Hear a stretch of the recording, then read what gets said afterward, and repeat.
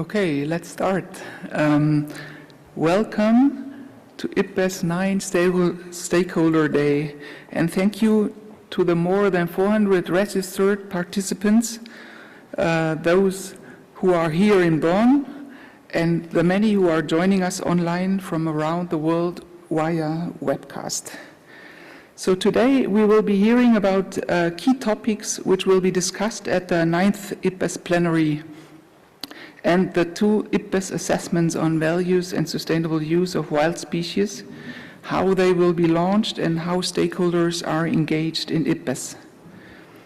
And we will also get to know you, our stakeholder community, the open-ended network of IPBES stakeholders, its social, science and humanities subgroup, and the International Indigenous Forum on Biodiversity and Ecosystem Services. The aim of our Stakeholder Day is to engage and foster even greater dialogue between the IPBES Secretariat, its self-organized stakeholder networks, and also the wider community. My name is Eva Spehn. I work at the Swiss Academy of Sciences for the Swiss Biodiversity Forum, and I am coordinating the National Platform for IPBES in Switzerland, engaging stakeholders in IPBES and policymakers and media in the results.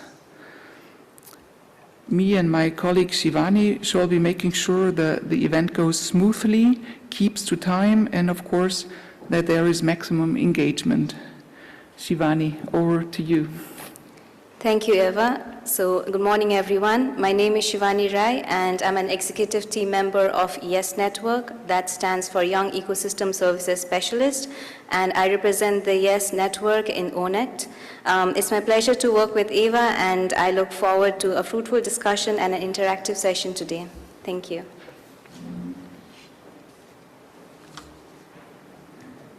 So I would now like to announce some housekeeping announcements. Could you put up the slide?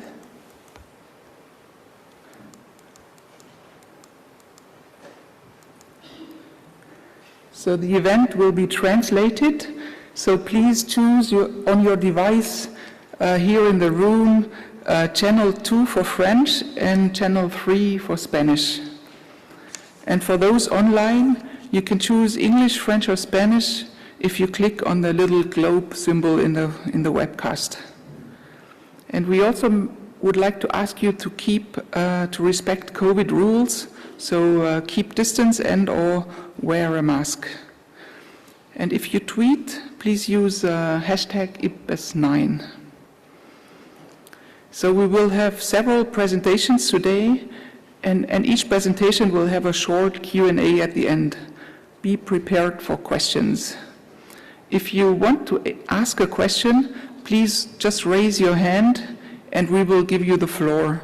Once you have the floor, press the button on the microphone, then you will be able to speak.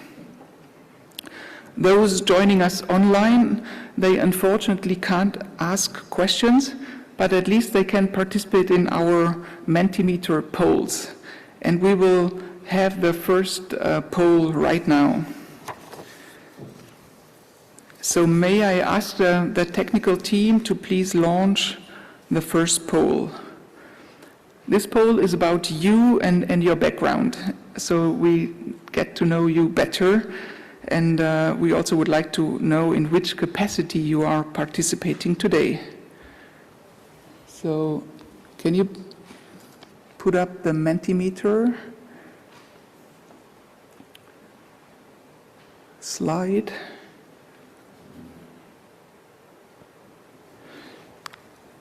So for everybody, could you go to the website menti.com?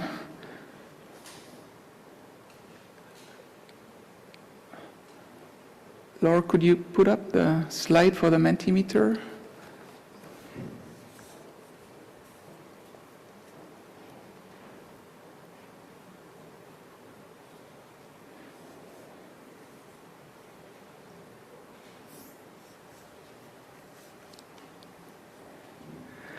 So you go on the website menti.com and then you can type this code up on the top of the slide 28256028. Then you will be automatically directed to this question, and you can type in your professional background. Thank you.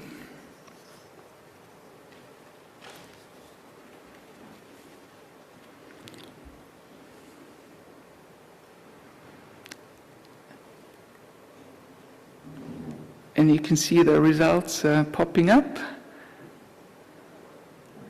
So there are several ecologists here, at least more than one legal person, social scientists. Now it's full screen, thank you. A medical doctor, science policy expert, somebody from international affairs, urban planning specialist,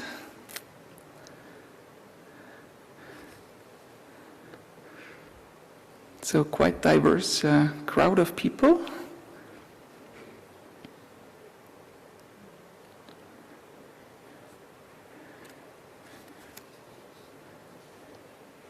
A fellow psychologist, anthropologist,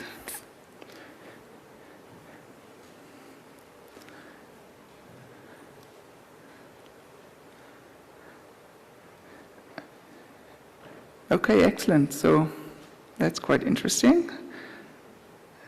Many scientists, but also from other sectors. Okay, so I think we switch to the next question. In which capacity are you participating in the Stakeholder Day?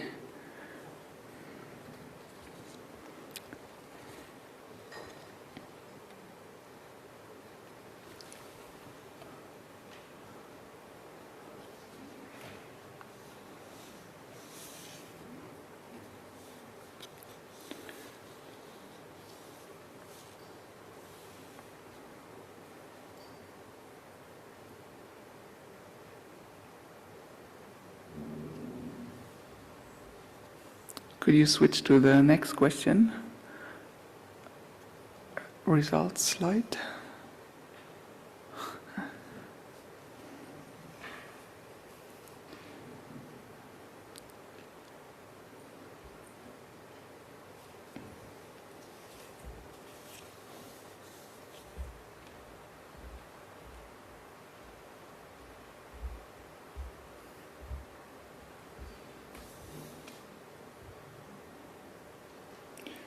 So it's a bit slow, there is a technical problem, but we will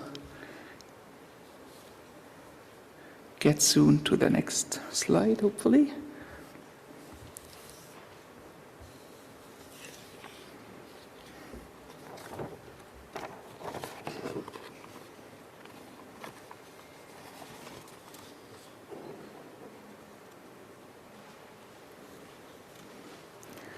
In the meantime, may I call Lucy Mulenke on the panel for the next session? Where is Lucy?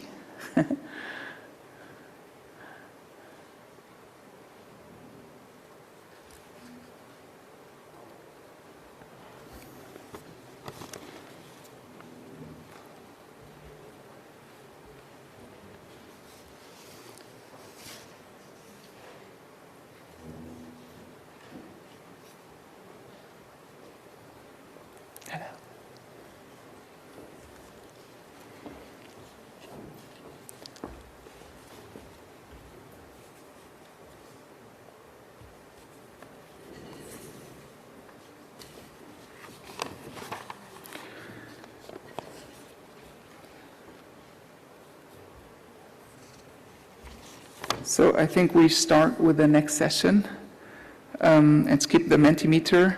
So in this first session, we will hear more about and from the self-organized stakeholder networks ONET, the open-ended network, and IIFBS, the International Indigenous Forum on Biodiversity and Ecosystem Services. So may I first give the floor to Shivani Ray, who is speaking on behalf of ONET.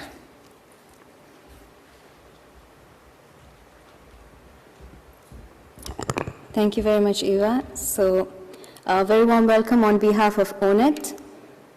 Let me just quickly change the slides.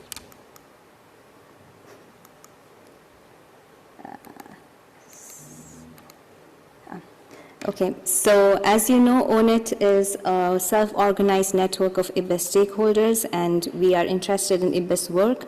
So as a stakeholder, we are both the contributors as well as the end users. So we comprise of knowledge holders, scientists, policymakers, communities, you name it.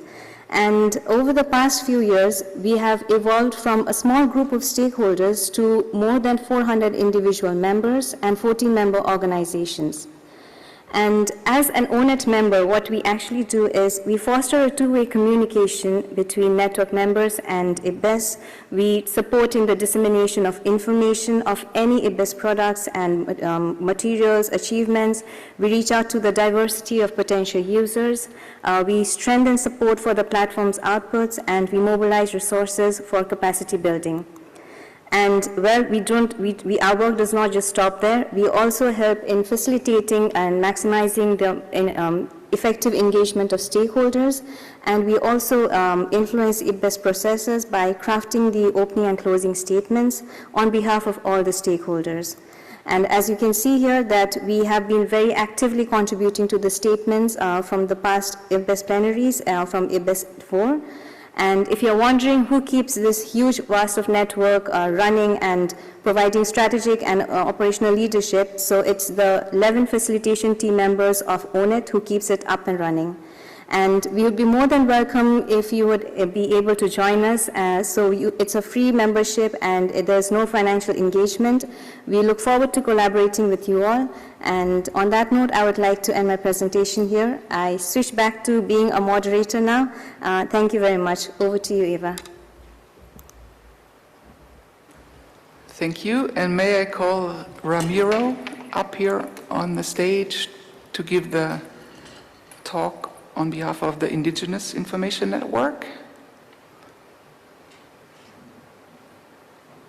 Ah, you're here already. I'm sorry, I don't know you. So Ramiro, thank you and welcome. Excuse me.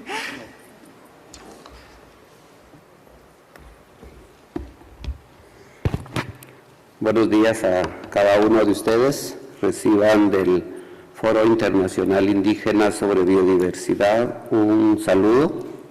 Reciban también unas disculpas de nuestra copresidenta Lucy Molenque, que no pudo estar presente por cuestiones de salud. Pero comentarles rápidamente que el Foro Internacional Indígena está dando seguimiento a los temas de la biodiversidad, porque en nuestros territorios se encuentra el 80% de esa biodiversidad. Y eso hace que los pueblos indígenas sean actores claves en estos diálogos y procesos de discusión. Esta reunión es clave para coordinar nuestras acciones y consensuar nuestras propuestas. En estos momentos que nuestra madre tierra está padeciendo los impactos del cambio climático y el ser humano está afrontando la pandemia del COVID, hablar de biodiversidad, hablar de salud, hablar de agua, es fundamental. Para los pueblos indígenas, estos tres elementos son claves, son parte de nuestra vida, son parte de nuestro ser. Es importante que podamos estar en armonía, en diálogo con estos elementos. Cuando hoy el IPES está discutiendo y analizando estos temas, los pueblos indígenas planteamos que es momento de hacer una reflexión profunda sobre el enfoque que debemos de dar. En la visión del 2050 y en las metas del post-2020, nuestras propuestas deben ser tomadas en cuenta. Nuestra participación tiene que ser plena y efectiva porque no tenemos más tiempo. El planeta está pidiendo acciones urgentes. Es importante que las discusiones del post-2020 concluyan con un post-2020 que realmente conserve la biodiversidad. Los pueblos indígenas hacemos un llamado, y como lo dice el libro sagrado maya, el Popol Vuh, que se llame a todos, que no exista uno ni dos que se quede atrás de los demás. Es importante que en estos momentos hagamos un diálogo en igual de condiciones. Es el momento de que hagamos un diálogo donde nuestras propuestas, donde nuestros planteamientos y donde nuestras experiencias sean claves. Este es un día de trabajo y en nuestro calendario maya es el día del Ajpú, es el día del sol, del cerbatanero. Es un buen día para estar aquí reunidos porque de aquí saldrá un buen conocimiento. De hoy deben salir las propuestas y las estrategias para que se escuche a la sociedad civil, para que se escuche a las mujeres, a los jóvenes, a los pueblos indígenas. Es momento de hacer escuchar nuestra voz y para eso estamos aquí. Insto a que sea una reunión, que sea un diálogo donde realmente busquemos alternativas de solución y se reconozcan los derechos de los pueblos indígenas. Gracias. Mateo Chive.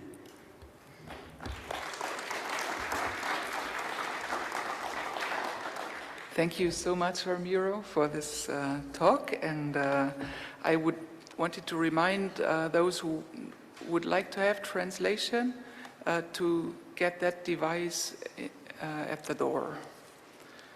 So, hand over to Shivani.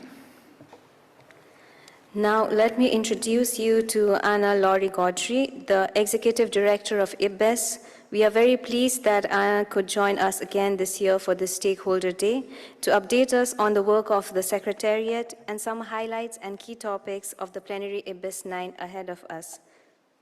Anna, the floor is yours.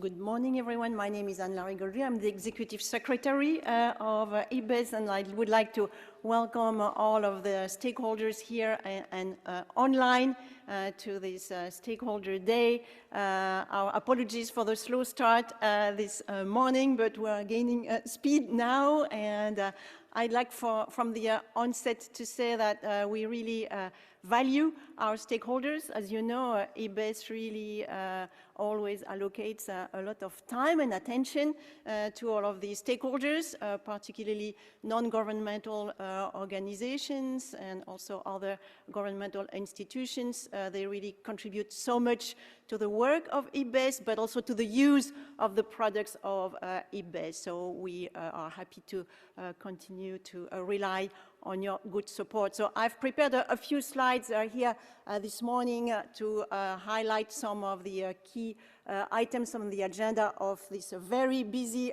IBES 9 plenary.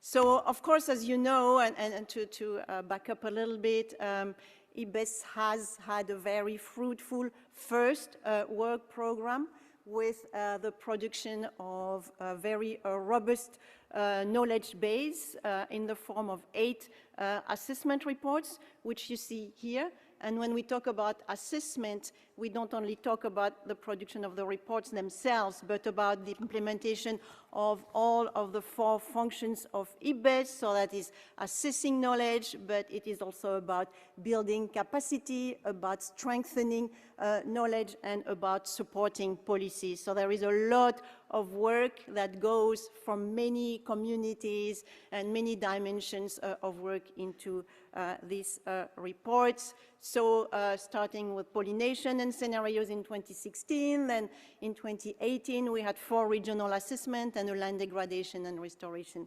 assessment, and then in 2019 the first global assessment of biodiversity and ecosystem services.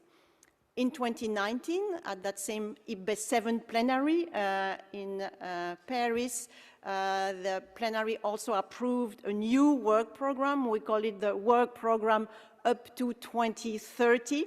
And this work program has 6 objectives. The first 4 are implementing each one of the 4 functions of IBES, which I just mentioned. So I'll just quickly give a few highlights of this objective. So under objective 1, which is about assessing knowledge here, IBES is producing 3 assessments which were initiated during its first work program. And so the first 2 are going to be really the core of this IBES 9 plenary, that is the assessment of the sustainable use of wild species and the assessment on values.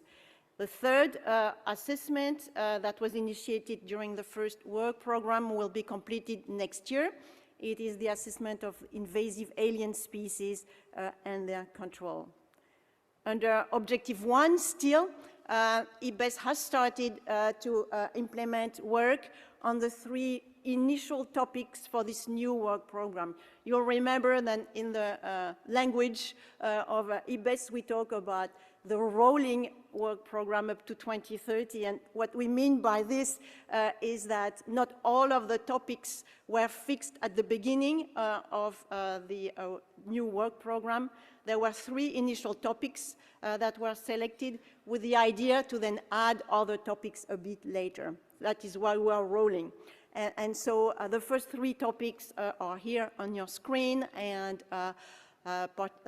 experts have been selected, and they've already met at their first author meeting for the 2 big comprehensive assessment of this new work program, namely the Nexus assessment. And here we're talking about the interlinkages between food, water, health, and biodiversity, the idea being to see how to simultaneously achieve the Sustainable Development Goals related to food, water, health, thanks to biodiversity, thanks to nature, and not at its expense. And the other assessment that has also been initiated is about transformative change. There is a big focus there on the indirect drivers of biodiversity loss, which, as you know very well, are often neglected. And they are, of course, the ones that we need to tackle, the values, the behaviors of people, which are at the basis of everything. And then the third topic, business and biodiversity, that also is going to be a big topic here at the plenary, since the scoping phase is completed. There is a scoping report which has been produced. A scoping report is essentially an outline with the chapters that the assessment would address, and then the plenary is going to be invited to approve that outline and a timeline, and then following that, then the assessment on business and biodiversity, as we call it in short, would be starting here. It is about looking at the impact and dependence of business on biodiversity to really provide support to business and industry. So objective 2, 3, and 4 are implemented by the 5 task forces of IBES. I've talked about the 3 other functions of IBES. Building capacity. There will be detailed presentations at this plenary, since for all of the task forces, the plenary will be invited to welcome all of the deliverables of all of the work plans of these 5 task forces, and also to approve their work plan themselves for the next period. So for example, for capacity building, we have a very popular program. It is called the Fellowship Program, where we invite nominations for early career fellows, typically early career scientists, and they apply, many more than we can select, and we have about a couple for each of the chapters in each of the assessment, and then that's how we build the next generation of experts who are going to be involved in the future reports and work of IBES. That is just an example, but there are many, many activities that these task forces are overseeing. So in terms of strengthening knowledge, for example, we are working on highlighting knowledge gaps that come from the IBES reports, and then starting to have dialogues with research funding agencies to inform them about these knowledge gaps, so that they can then include these gaps into future research calls in order to then allow the scientific community, other knowledge holders, to generate new knowledge for the future work of IBES. In terms of supporting policy, we of course continue to implement our indigenous and local knowledge approach, which, as you know, is one of the guiding principles and one of the very innovative ways that IBES has adopted from the very beginning, and which is really enriching the work of IBES.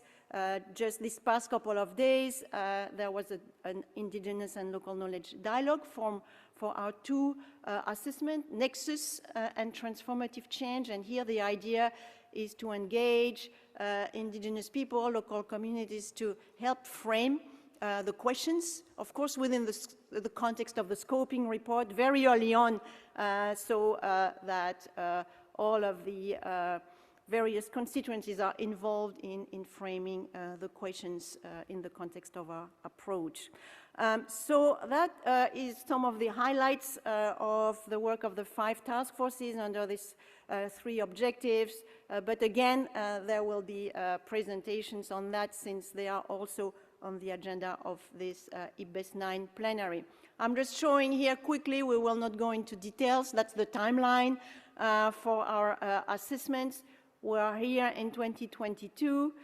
You see that IBES is very busy, that is you, that is the experts, that is governments, the whole machinery is really moving full speed ahead.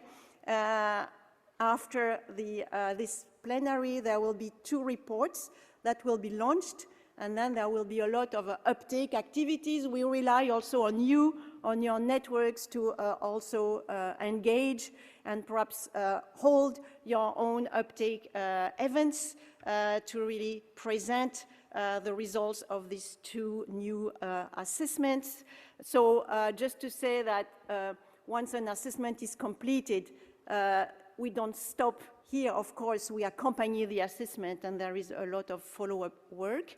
But we'll be finishing the invasive alien species. We will be in the 2nd year of the Nexus and of the Transformative Change assessment. And the business and biodiversity would be beginning after IBES 10, to recognize how busy the calendar is currently for all of the production of all of the assessments and associated work. So that's for the timeline. I'm just again showing here, I'm not going to repeat everything, but those are the highlights of IBES 9, adding perhaps that there will be the election of a new multidisciplinary expert panel. As you will recall, there are 25 members. They are up for re-election this year, and they really are the ones who provide the scientific and technical advice to the Bureau and then to the plenary. Item 7 is really the key item, in particular with the 2 assessments. Then item 8, I just mentioned it, it's all of the task forces. And item 10, when the plenary is going to think about future requests. So being mindful of time, I will wrap up. This is the organization of work. When it's yellow, it's a plenary. So tomorrow we will be spending most of the time in plenary, scanning all of the items and then allocating them to working groups or to contact groups. We will then invite you to a reception hosted by the federal government of Germany and the city of Bonn. And then after that, the rest of the week will be mostly in working groups. Importantly, on the Thursday, 7th of July, the plenary is expected to approve the Sustainable Use Assessment. And then on the Saturday, 9th of July, a week from now, then all of the rest of the decisions, including on the values assessment. I will leave it here. I hope I wasn't too long. And yeah, I thank you for your attention. Yeah, thank you. Thank you very much, Anne, for the great presentation and for updating us on the work of the IBES Secretariat. I would now ask the audience to kindly raise your hands if you have any questions, please. Please don't be shy. Please raise your hands if you have any questions.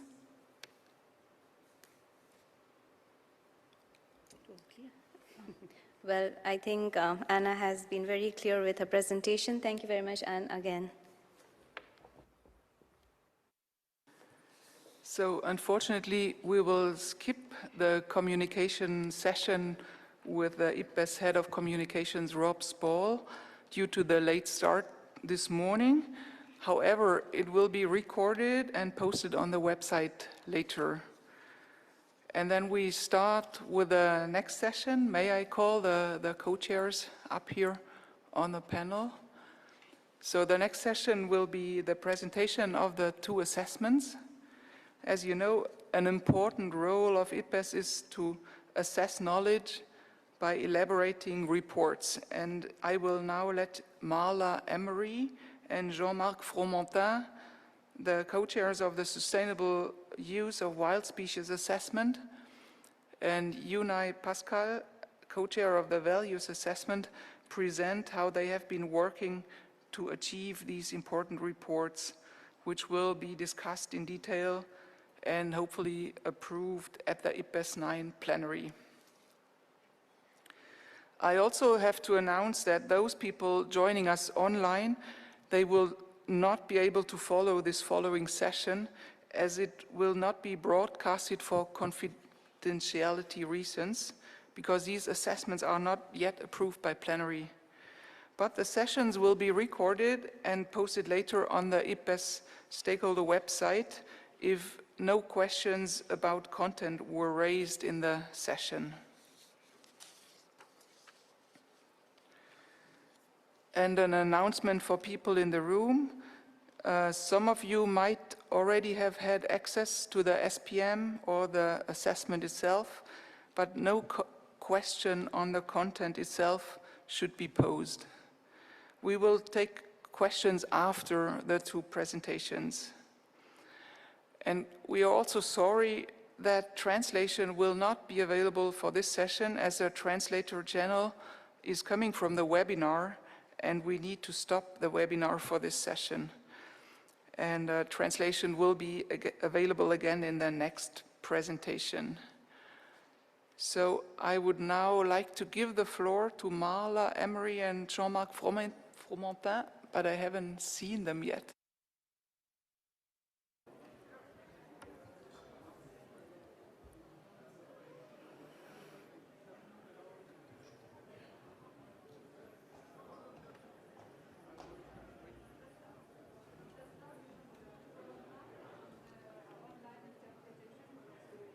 Okay, so let's just start, yeah.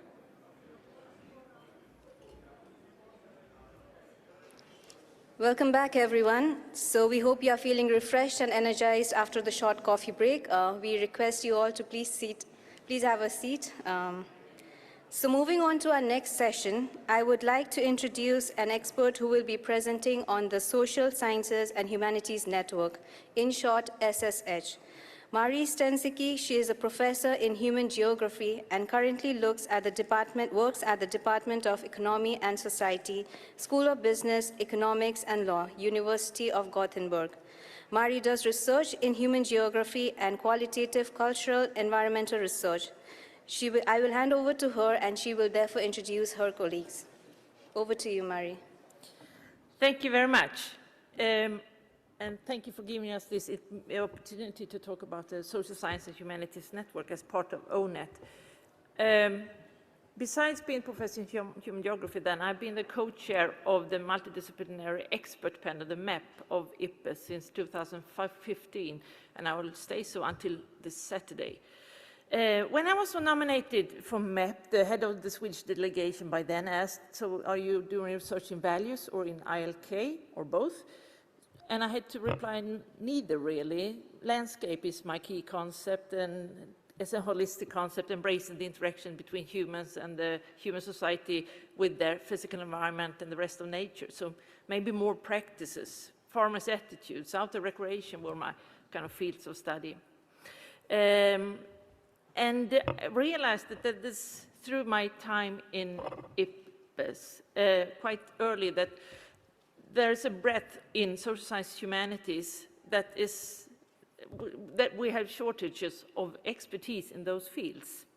Some social science, or in the broad sense, are already quite well engaged, like economics, or especially ecological economics and anthropology to some extent, but many other much less. Behavioral science, psychology, law, sociology, science and technology studies, environmental history, philosophy, organization, accounting, political ecology, and so on.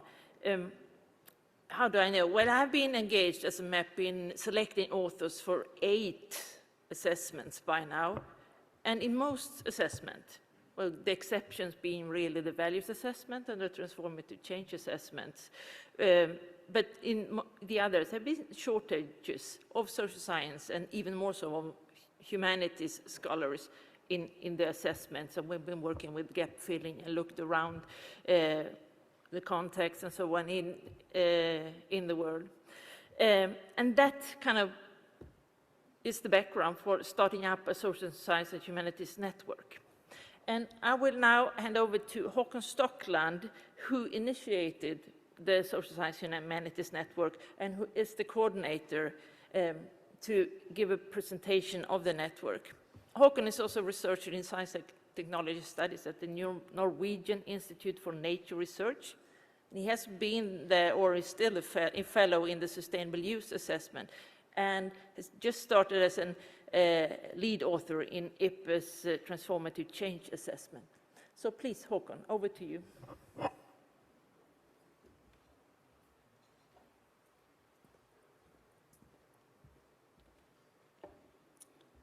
So thank you, Maria. Hi, everyone.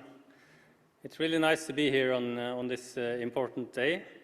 So the SSH network is quite recently established. It's 2.5 years old. We now have a little more than 100 members. And the overarching aim of the network is to enhance the contributions of the social sciences and humanities to IPBES. And earlier this year, we published a paper about the network. And so we thought we would take this opportunity to talk to you a little about it, and also we hope to discuss it with you later in this session. So this is the paper. It's a short communication in ecosystems and people, titled A Network to Enhance the Contributions from the Social Sciences and Humanities to IPBES, where we explain the rationale behind the network and also the aims of the network, which I will get more into detail on later in this presentation. So, but first of all, social sciences and humanities in IPBES, why do we need it? And there are many reasons for this, but put very briefly, IPBES recognizes the inseparable unity between nature and humanity. And also meeting IPBES objectives requires an approach that integrates the natural sciences and the social sciences and humanities. Enhanced contributions from social sciences and humanities in IPBES will strengthen the science policy interface related to biodiversity, and also deliver knowledge with increased policy relevance for meeting international targets such as the CBD program and the Agenda 2030. And also, a major reason why it's so exciting to be engaged in IPBES and also engaging with IPBES, this last point here, that IPBES has been more ambitious than other global environmental assessments from the start when it comes to inclusion and incorporation of social sciences and humanities, knowledge and experts. And I just want to very briefly give you a few examples of this. So this is even before IPBES was established, in the process of establishing IPBES. This is the Panama Resolution, a quote from this, which really emphasized multidisciplinarity, which connotes an approach that crosses many disciplinary boundaries, knowledge systems, and approaches to create a holistic approach focusing on complex problems that require expertise across 2 or more disciplines. And also other places in this resolution, social sciences was mentioned specifically. And also, so you all know this, the IPPES conceptual framework, which is really central to IPPES work and outputs. This was also crafted in this spirit of multidisciplinarity, in addition to the inclusion of indigenous and local knowledge and perspectives. And one thing to note is how it's really centered on not only nature and biodiversity, but human-nature relations, and society and humans have a very central place in this framework. Similarly, I just wanted to briefly mention the development of the nature's contributions to people concept, which was developed from the ecosystem services concept, but to broaden it out to include different disciplines, also indigenous and local knowledges, but also more perspectives and knowledge from social sciences and humanities. So these are some, just some, but very important examples of how IPPES has done innovative work to better incorporate social sciences and humanities. However, IPPES has also met some challenges when trying to do this in practice. So this is a quote from the external review of IPPES from 2018, and I'm going to read it. So, IPPES still appears to have difficulty in engaging expertise beyond experts in the fields of biodiversity and ecosystem services. There are well-identified gaps in expertise, notably in the social sciences, that can potentially compromise its capacity to meet its overall mandate and influence policy. And so this is 4 years ago, and there's been made advances since then. But I think we also need to acknowledge that this is an important but also a complex issue that we need to work on in a longer-term perspective with a continuous effort in order to deal with it adequately. Okay, so how has social sciences and humanities in IPPES been incorporated in practice? So what I've given some examples of here, IPPES has pioneered new ways to include knowledge and experts from the social sciences and humanities in global environmental assessments. And much progress has been achieved, but as I also already mentioned, these efforts have also met some challenges in practice. And it's related to different things, both nomination of experts, but also contributions from authors, in particular assessments and chapters, but also other forms of interaction, such as participation in external reviews of these assessments, and also in the whole development of IPPES.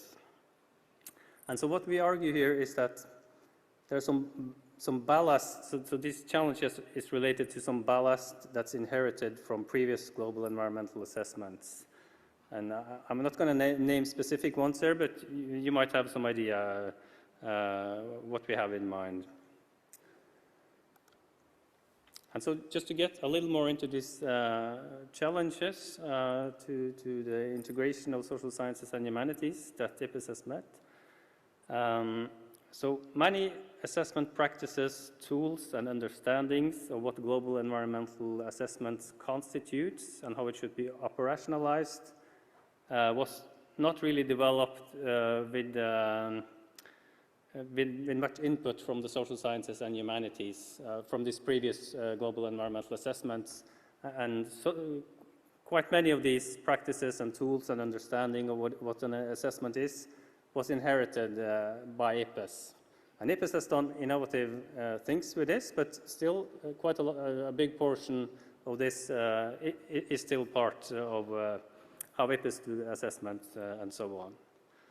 And another inheritance from this previous global environmental assessments is some skepticism from communities within the social sciences and humanities regarding the possibilities to participate and contribute on equal terms with experts from other research fields. So also in these previous assessments, there were participation from social sciences and humanities experts, and some worked really well, but there were also some instances where it didn't work so well. So there's some skepticism in some communities from this period.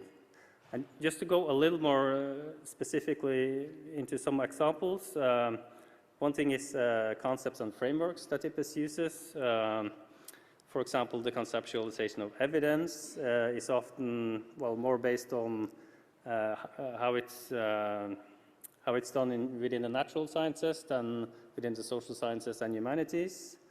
And it's also been pointed out a lack of attentiveness to power, ethics, and reflexivity in the way that IPBES has assessed knowledge. Another example is in the organizational structures of IPBES. And, well, one issue is, for example, how national focal points typically are situated in natural science contexts with better relations with these kind of communities than social sciences and humanities communities, which makes it easier to communicate with them and encourage them to nominate themselves and so on. And also how communication about opportunities for participating in IPBES might be more directed at natural science communities. But there's also a lot of development on this, and many good projects going on in relation to this. So how then do we go about enhancing the contributions of social sciences and humanities in IPBES? So as I mentioned earlier, we should look at this as complex challenges, and that will not be solved by a quick fix. So we need to work on it in a focused and continuous effort. And this is the background why the SSH network was established in 2020 to facilitate IPBES in working with this effort. We do activities such as webinar series, workshops, writing papers, we do communication, and also we have a dialogue with IPBES. We function as a meeting place for scholars from the social sciences and humanities engaged in IPBES, interested in IPBES, or having IPBES as a study object. And this has been quite a fertile ground for discussions and development of concepts so far, to bring in both people already engaged in IPBES and people studying it from the outside. And so just to be a little more specific on the aims of the network. So the overarching one is to enhance the contributions of the social sciences and humanities in IPBES, and this we are working towards by engaging a broader spectrum of social sciences and humanities disciplines and approaches in IPBES, as Maria mentioned also. We need to have different disciplines involved, so not just a few dominant ones. Attracting more SSH expert nominations for IPBES assessments, but also facilitating other engagements with IPBES from social sciences and humanities scholars, such as participation in external reviews of assessments. We work to improve the integration of social sciences and humanities knowledge and perspectives within IPBES structures, processes, and outputs. So how can we better facilitate the contributions in practice? And also facilitate IPBES in ensuring that SSH scholars can contribute on equal terms and in a meaningful way in assessments they're participating in, which is really important to actually get these contributions into the assessments, but also to be able to attract more SSH experts to IPBES. And finally, also, we work to stimulate new IPBES-relevant research agendas and publications in the social sciences and humanities that can be used by IPBES in assessments, or also to guide the further development of IPBES in general. Okay, so that's it for me. So just before I leave here, if anyone's interested in more information about the SSH network, or maybe even joining, this can be done on this webpage. And you could also have a look at this publication that is open access. Okay, thank you.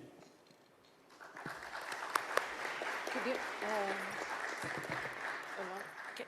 Thank you very much, Håkon. I was waiting for a green light, but red is fine as well. And now we've invited two experts in this field, and also have been engaged in IPBES in numerous tasks, to comment and reflect on what's been presented. And we have kind of giving them a hint. It would be interesting to hear about good lessons from IPPES, but also suggesting how to improve the inclusion or integration of SSH perspectives in the work of IPPES. And if there are also some ideas about experiences from IPPES that could improve the work of other global environmental assessments and or the work on halting biodiversity loss at the national level. And I would first like to invite Jennifer Hawk, human geographer working at Kuno Consulting in Germany, or not just in Germany, but seated in Germany. Jennifer has been engaged in IPPES assessment, the IPPES assessment on Europe and Central Asia as a CLA. She has also been in the task force for scenarios and modeling, and also served as a review editor for the assessment on scenarios and modeling. So please, Jenny.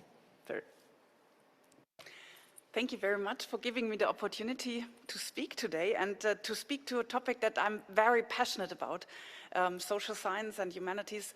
Well, I am a social scientist, so I'm not speaking on behalf of the humanities, but how to be integrated in assessments, in this interdisciplinary work. And I actually had the opportunity to experience very different leadership in my work in assessments.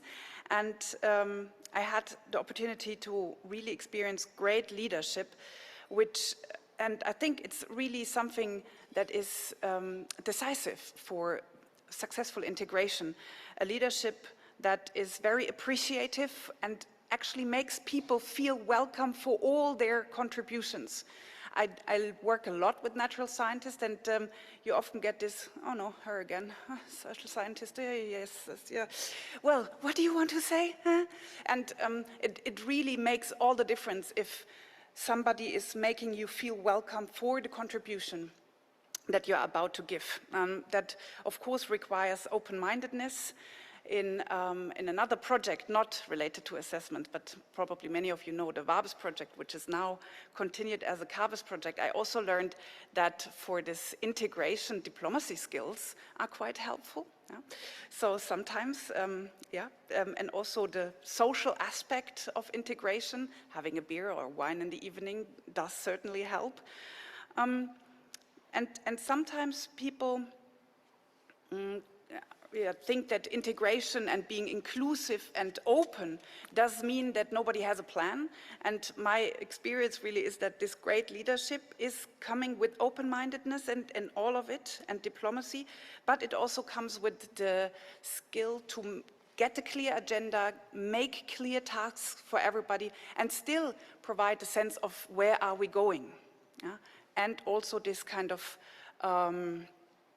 ideas for synthesis. Not pushing on people, like this is where we need to go, but like giving a little bit of a sense of direction does really help. And I am a social network analyst as one of my key expertise. And the #1 theory there is that you tend to relate to people that are similar to you. Yeah? That's no news, of course, for you. But what I learned is if you involve a lot of ecologists, particularly in leadership, they know a lot of ecologists, and they ask a lot of ecologists whether they want to contribute. Yeah? And that is one thing.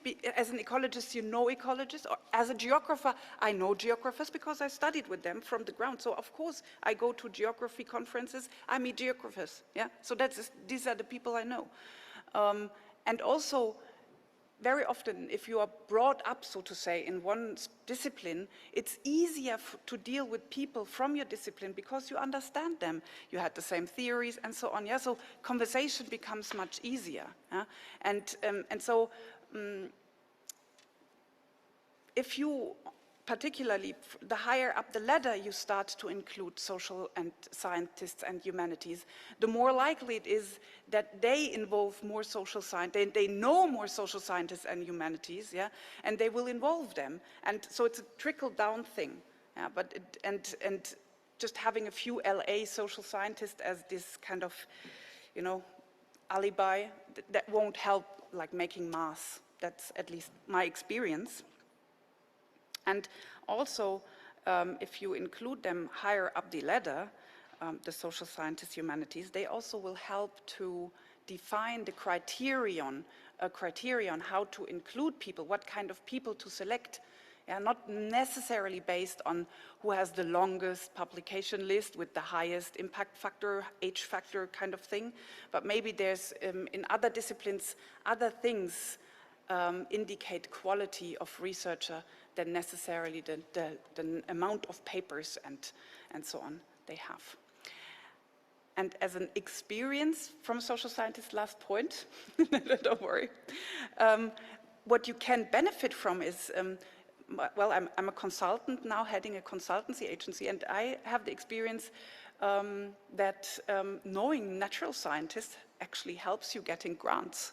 So this is actually a point of advertisement, because in your paper you wrote that there's not enough money in social science and humanities, and that's about to change. Of course, we have to change that, but if you are short in funding, it helps actually to know natural scientists, because they are much better in getting bigger money, at least to my experience.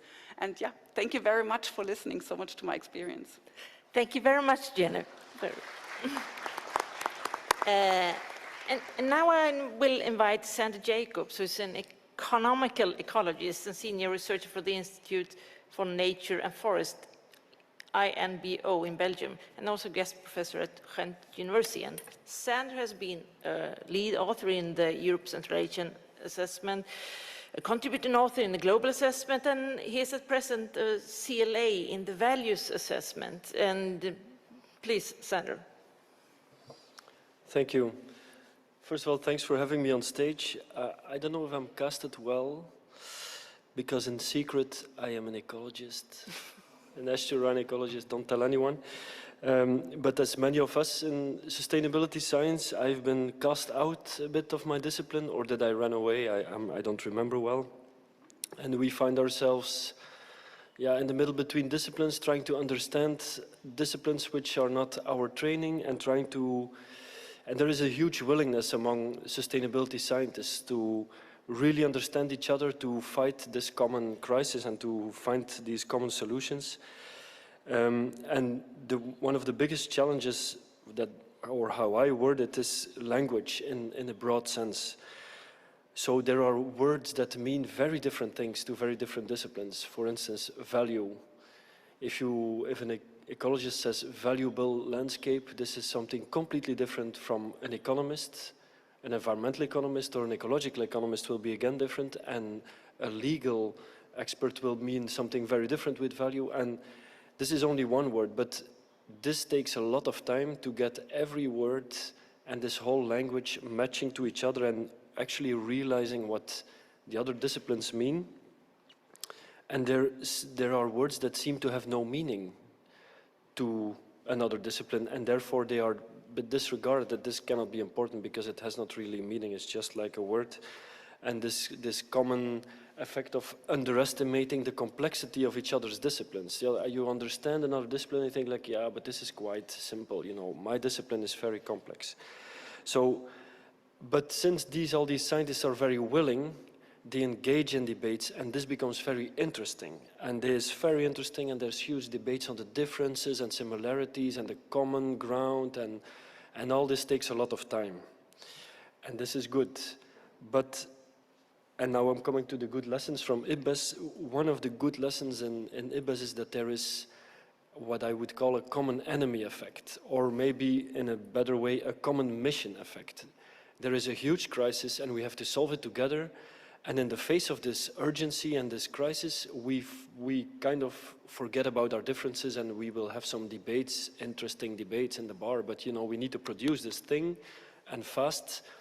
So it's not only the biodiversity crisis, it's also the mini crisis that is created because a group of people is put together under pressure to produce something which is policy relevant, which needs to gather all this evidence, needs to be robust, plus it needs to be worded in a language that is strange to all disciplines, this policy language. So we all get like the same handicap and the same pressure in this kind of IBES ecosystem, if I can make a natural science metaphor. And this is very effective to make people collaborate and to focus on their common goals rather than too much on their differences. And of course, like Jennifer said, spending time together with a common mission is what is really key to achieve an effective collaboration rather than interesting debates on the differences. And in the values assessment, of course, I'm completely non-neutral here. Good leadership, great colleagues. I mean, in the values assessment, we have done a great job. It's really fantastic. So I just wanted to mention that. Then the second question, suggestions to maybe improve this collaboration with social science and humanities and this integration between all disciplines, actually. I think it's about continuing to put experts with diverse disciplinary backgrounds together in a situation that they have to achieve a mission together under a certain pressure. For them to be able to focus on what needs to be done, a productive task rather than an open debate. And this is my feeling that this is really effective. With one caveat, the people that are there, they need to be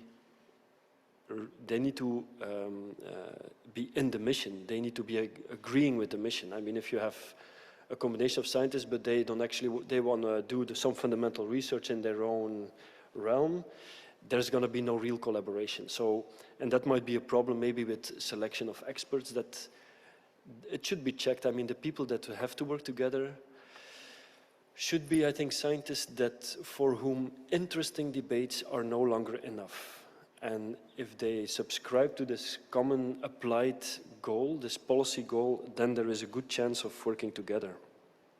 And then as a for the third question, like which lessons could be learned for other global and regional national assessment, what IPBES actually does in a very formal way could be copied somehow into other assessments, which are maybe less formal, regional or urban assessments. First, scoping the problem very well, and based on the scope, determine which kind of experts you need, which disciplines, but also which other types of knowledge you need, and allocate the resources to disciplinary experts in a good compilation, and then put this group under pressure to produce. And that's, I think, a good way to go. Thanks. Thank you very much, Sander.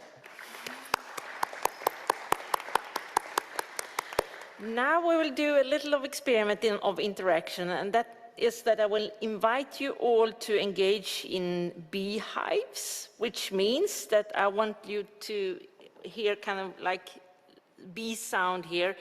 To you for 3-4 minutes, turn to your neighbor and discuss or reflect on what you've heard this far, and after that we will have questions and answers. But just to encourage you to talk to each other for a few minutes, and if you're sitting alone, either you find someone or you discuss with yourself if you have various ideas. So please.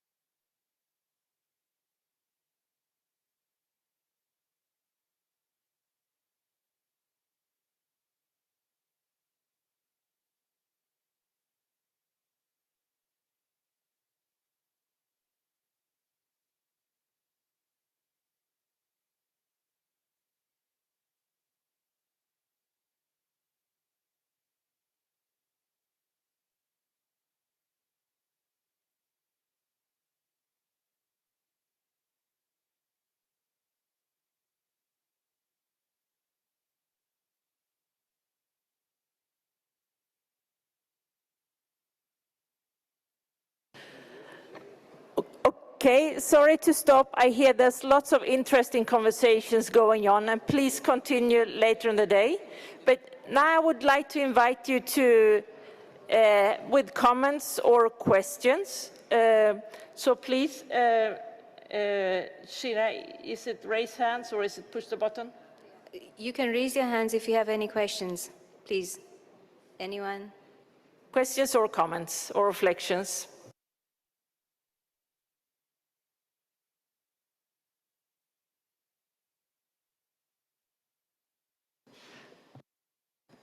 So please say your name and your reflection or questions, please. Yeah, so good afternoon, everyone. My name is Elizabeth Barron.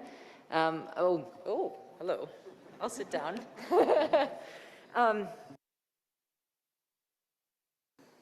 So my comment is about this one of vocabulary and language, because I've heard this comment many times over the years in different meetings that I'm in, and I should say I'm a human geographer, and we discuss this a lot at geography meetings, even within our own discipline, and then of course collaborating across disciplines. And one meeting that I was at was particularly interesting because we had a whole session about this issue of language, and then we went to lunch. And at the lunch, one of the senior scholars there said, yes, language is important, but when you have scholars coming together from fundamentally different ontological perspectives about how the world works and functions, does the vocabulary even matter anymore?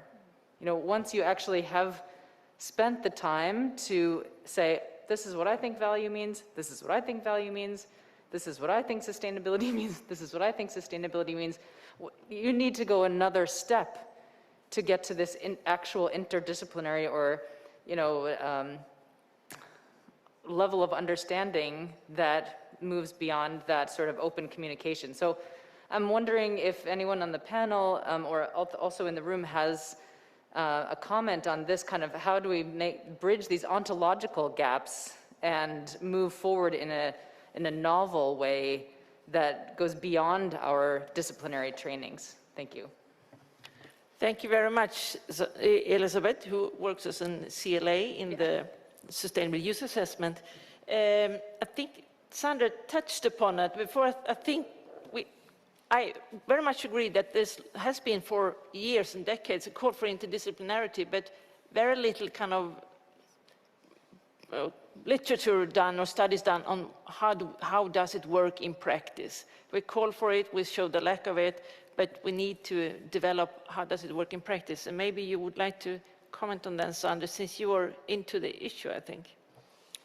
Well, evidently you are much more well versed in this problem than I just shared it a bit from my own experience, and I call it language in a broad sense, but you are completely right. It's about fundamentally different worldviews. First, from my own experience, I have only started to understand these differences when I got over the language barrier. So it's like a necessary tool to start understanding each other. But then another factor might be to be modest and to forget about a bit the implicit superiority, disciplinary superiority that all of us have gotten, I think, in universities, and to respect or to realize the fact that there are very different realities which are as real as mine. And that's also a condition, I think, for these scientists or experts working together, that they need to step out of their, superiority feeling. Yeah, and that's what I can share on that. But I don't have a solution, but it's very, very important and very present also in IBES, yes. Thank you very much. And I also think that putting people together and start to work on the problem, as you said before, start interacting, not just discussing. So thanks. Any other questions, comments, reflections, please? Yeah, hi, I'm Jenny Schmidt. I'm actually working with Jennifer at Kono Consulting. And I'm a landscape ecologist by training, and I'm still teaching at university as well. And I just had a course last week, which is called Human Society, Environment, Systems, I teach it in German, that's why the words don't come in English right now. And it's landscape ecologists, so they learn hydrogeology, geology, botany, zoology, stuff like that. And we put them into a role play where they are supposed to do a round table on agriculture or climate change or something like this. So they are forced to change their own perspective. And we, at the same time, give them a few input lectures on sociology and politics. And I think it's crucial to already include it in education when scientists are educated, that they learn that there's other ways of thinking. So they already have it in their mind when they meet other people, that it might be an option, that this other person has another background, and they can discuss it. So they're not only thinking in their own way, but they can include the other ways as well. So that was my bit on this. Thank you very much. Do I have time for one more question? Okay. Final question then. Well, actually, it's not a question, but a suggestion. My experience as someone who is a biologist, ecologist, and economist is that if you want people to work together, give them a task, a kind of a headline, put them in a room, give them a deadline, as Sander mentioned, and then let them first do a kind of a scoping assessment, a scoping process. In the scoping process, they have the task to more or less comprehensively define what is behind that headline. And they will learn that for a comprehensive definition, they have to reach into other disciplines because their own isn't enough. And they will have to learn other language because they will understand that the problem which is described, the aspects of the problem described by other disciplines, cannot be described with a vocabulary they have from their own discipline. So lock the door, give them a few days and come up with a kind of a scoping thing, and then they have a common denominator which is a basis for good collaboration. Thank you. Thank you very much, and thank you for these two interesting suggestions how to further improve interdisciplinary work. And we hope as a network to contribute to even kind of further improve the work of IPBES in the various aspects that Håkan mentioned. And thank you for giving us this time to present the network and discuss or reflect on these issues. Thank you very much.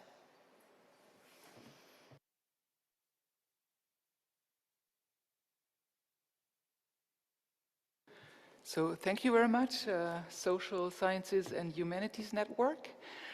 We will now turn on to the session of the International Indigenous Forum on Biodiversity and Ecosystem Services, IIFBES. Georgie, I already spotted you. Can you come up on stage with all your other speakers? Excellent. So Georgie Carino, she's coming right here. She's from the Philippines and is a senior policy advisor of the Forest Peoples Program.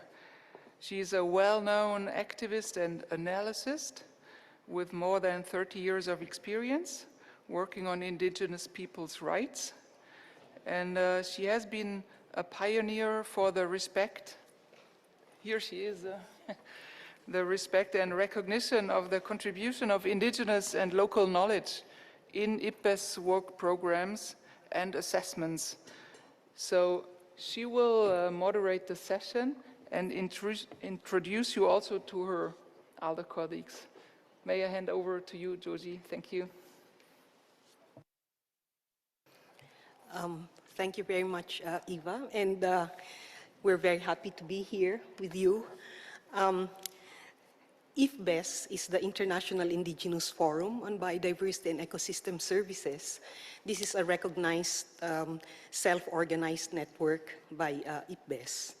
And we also have another network. It's called the Centers of Distinction on Indigenous and Local Knowledge. These are organizations that have long-standing work on indigenous knowledge, and we have come together. One of our functions is to engage in policy platforms like IFBES, but we also promote transmission of knowledge, community-based research, and cultural exchanges. I'd like to reflect on the first years of IPBES and its first work program, and also look forward to this new work program that's coming up. So I see the first work program of IPBES as obviously setting up IPBES itself. Included here were the operational principles and conceptual framework and the approach to work with indigenous and local knowledge. And these were very significant foundational steps for the inclusion of indigenous and local knowledge in all of the functions of IPBES. So we were happy to see that in the various assessments, the regional assessments, pollinators, land degradation, and also significantly the global assessment, there has been progressive and increasing inclusion of indigenous and local knowledge in the assessments themselves. And if I may highlight, one of the impacts, for example, of these assessments is the fact that the IPBES assessments are much quoted and referred to in the post-2020 global biodiversity negotiations, right? So it is considered as a very strong evidence base for the current negotiations, that it is indeed having an impact on policy. And one of those impacts was the strong evidence base brought on the contributions of indigenous peoples and local communities, say, to the conservation and sustainable use of biodiversity. So now I think we're entering into the critical decade of action on biodiversity, of course, also climate change and this crisis that the world is facing.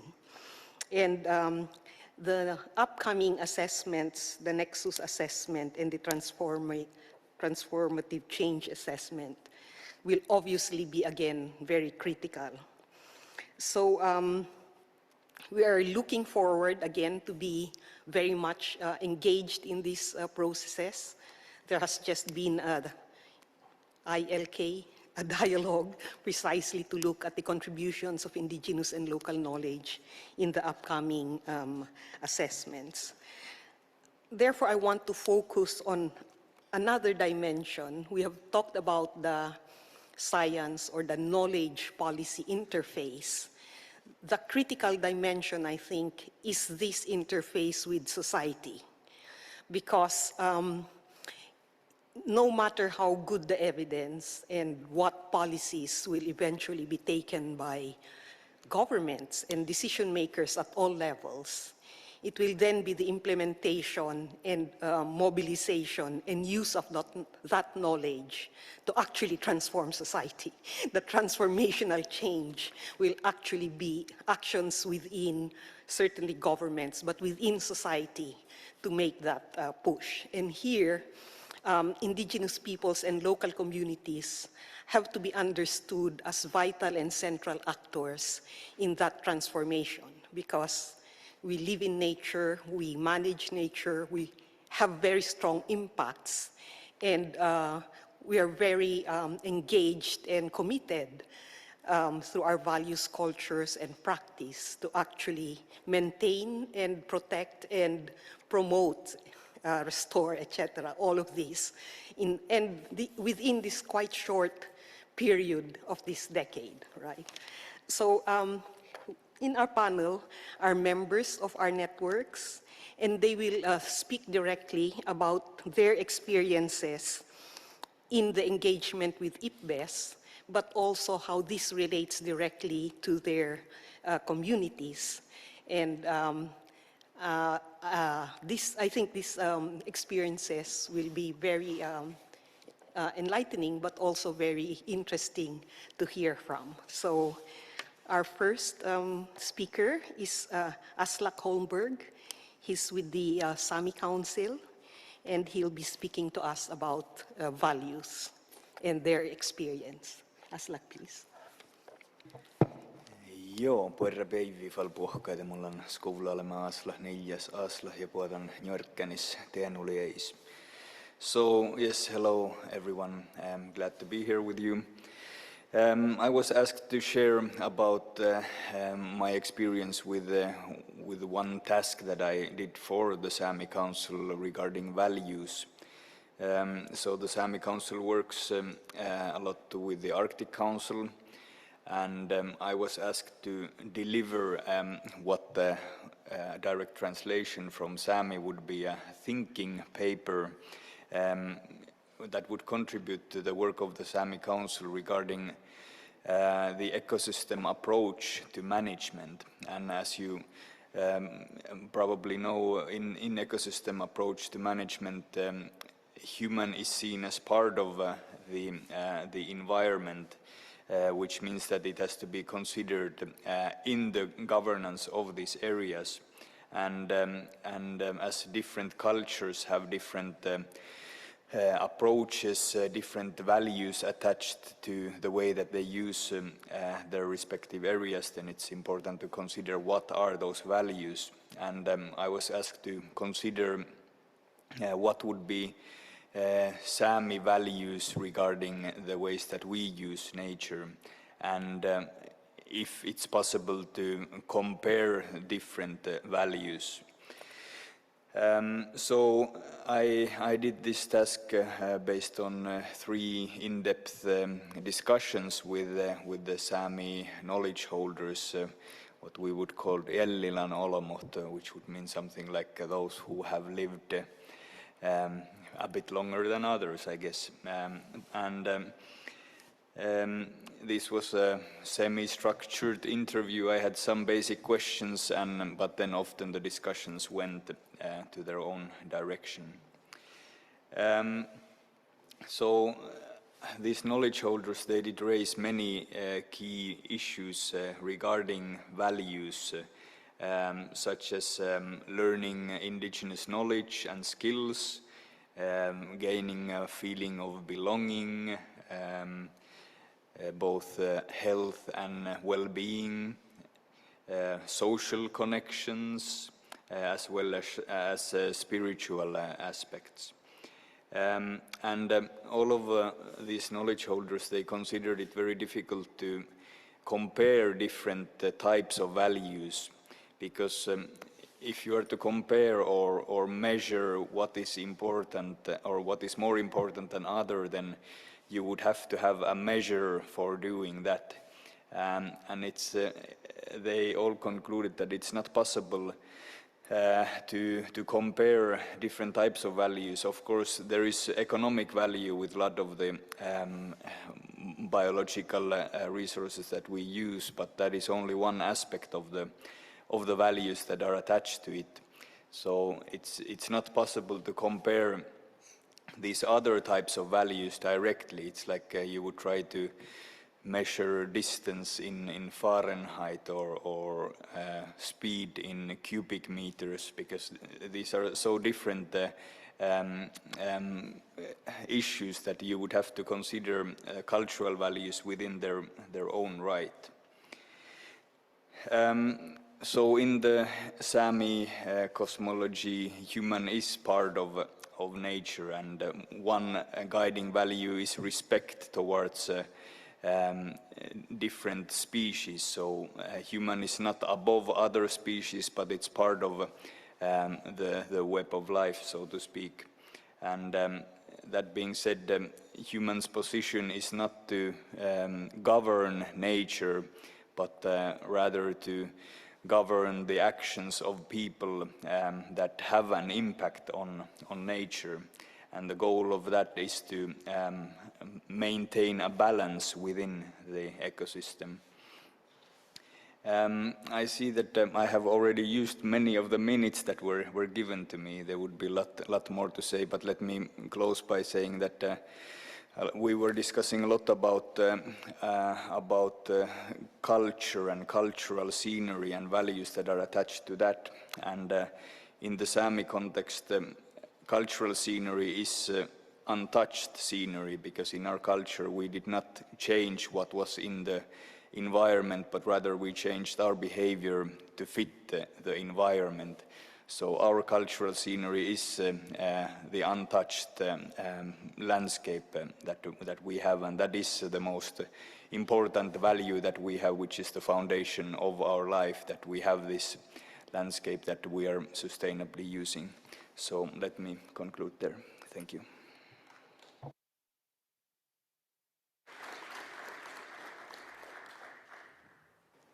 Thanks very much, Aslak. Our next speaker is Florence Dagitan. She's working with the Ba Foundation in the Philippines, and she's done a lot of work on customary sustainable use. Florence, please. Thank you, and good morning, everyone, or it's good noon, everyone. I would just like to say thank you for EPBES for having the process of the ILK dialogue assessment in their program of work, and to involving us in their process of assessment. And for this particular topic on assessment of sustainable use of wild species, I would like to share some of what we are doing, because while EPBES is also doing this, we also find it very helpful for us to be also doing it in our communities. So for just a brief reflection on what we did is that there are two main points for us in ensuring sustainable use of wild species. And but first off, I would like to say that wild species are very much related to our existence as indigenous peoples, because they form part of our food, medicine. They play a big role in our spirituality, and in short, for our well-being. And there are two main points that we find very important to sustain the wild species in our territories. One is the customary sustainable use, which was mentioned a while back. And this is guided by the customary governance that ensures our obligation to do our part, not to do harm to the species and to their habitat for the future generations to come. It's another is one of our conservation mechanism, which is the sacred sites. It's we see it as abode of our spirit, but it really plays a role as a sanctuary of flora and fauna, and as a gene pool for the future generation as well. What is happening in our land is that while we persist to do this, our part on customary sustainable use and conservation, there's a lot of what is happening that is in the context of global systems, like investment systems, like when a mining company comes, it can go into our sacred site and we cannot do anything about it. And then, so it poisons our river. And so there's a very, very big impact on the wild species of our territories. So for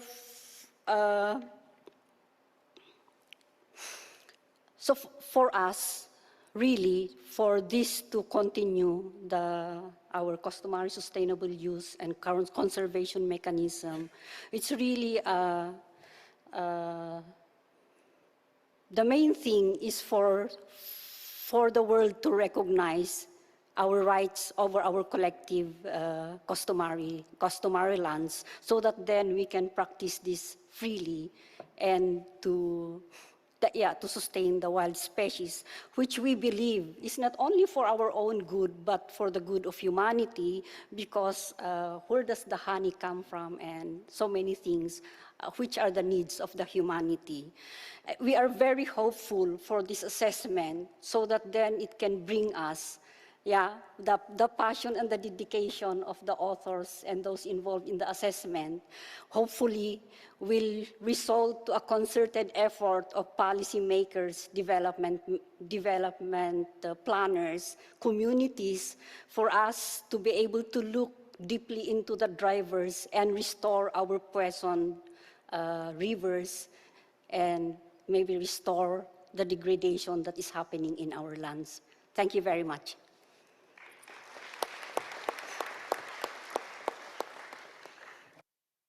Thanks very much, Florence. Our next speaker is Polina Sholbeva. She's from the Russian Federation, and she'll be speaking about her experience with the invasive alien species. Polina, please. Thank you, Florence. I'm Polina from Siberia. Yes, first of all, what is invasive alien species for us? Indigenous peoples in my community, we don't have this terminology like invasive alien species, because species for us is something like our neighbors. It's in other nations, other peoples, and we should respect and these species and rules and social organizations of these species, because they're giving to us life. They're giving their life to our life. Therefore, it's we fully respectful, first of all species. And when some new species arrive to our territory, we're waiting sometimes because we're thinking it's a new neighbors. We're waiting sometimes and we are looking at what will be, how the species is connected with another species, how we can use the species, or what benefits we can use.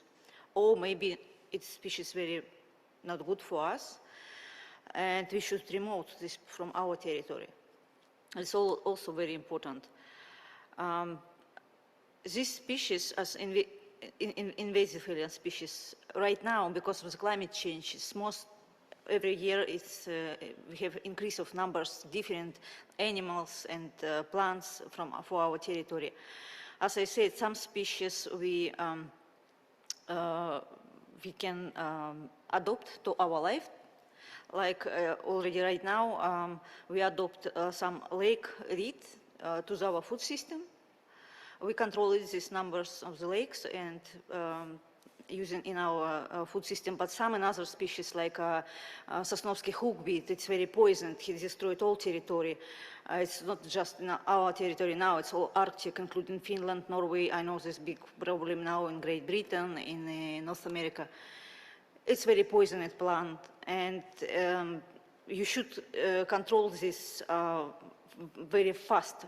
I mean, control it from the first minutes when you come into your territory, because it's a reason of the people's die and destroy your territory, including the people can die because it's very poisoned.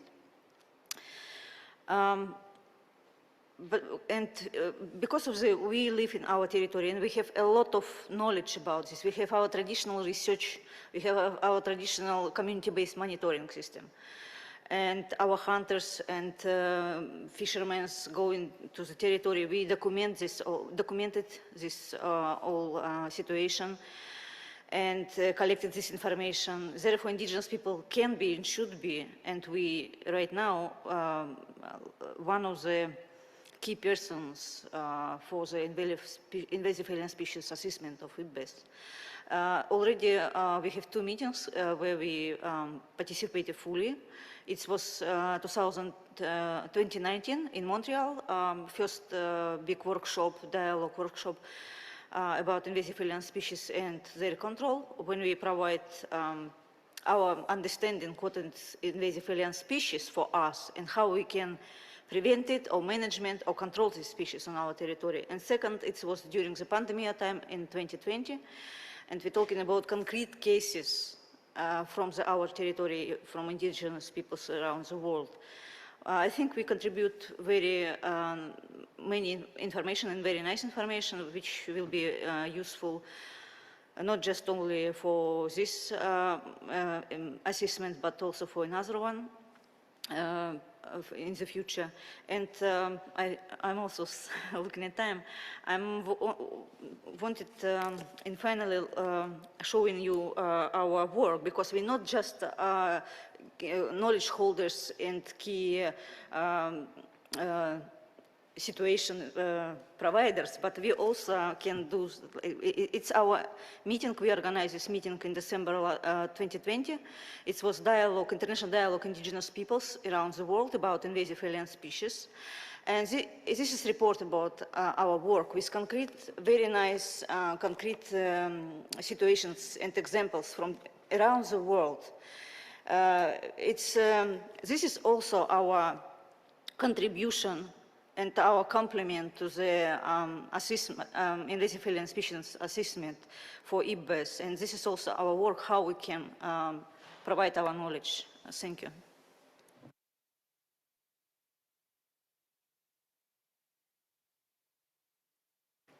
Thanks very much, Paulina. I think our first three speakers showed how we have been engaging and contributing to the IPBES work, but also because all of this knowledge is actually vital for our own management and governance of our territories, and this knowledge is, of course, informing our own actions.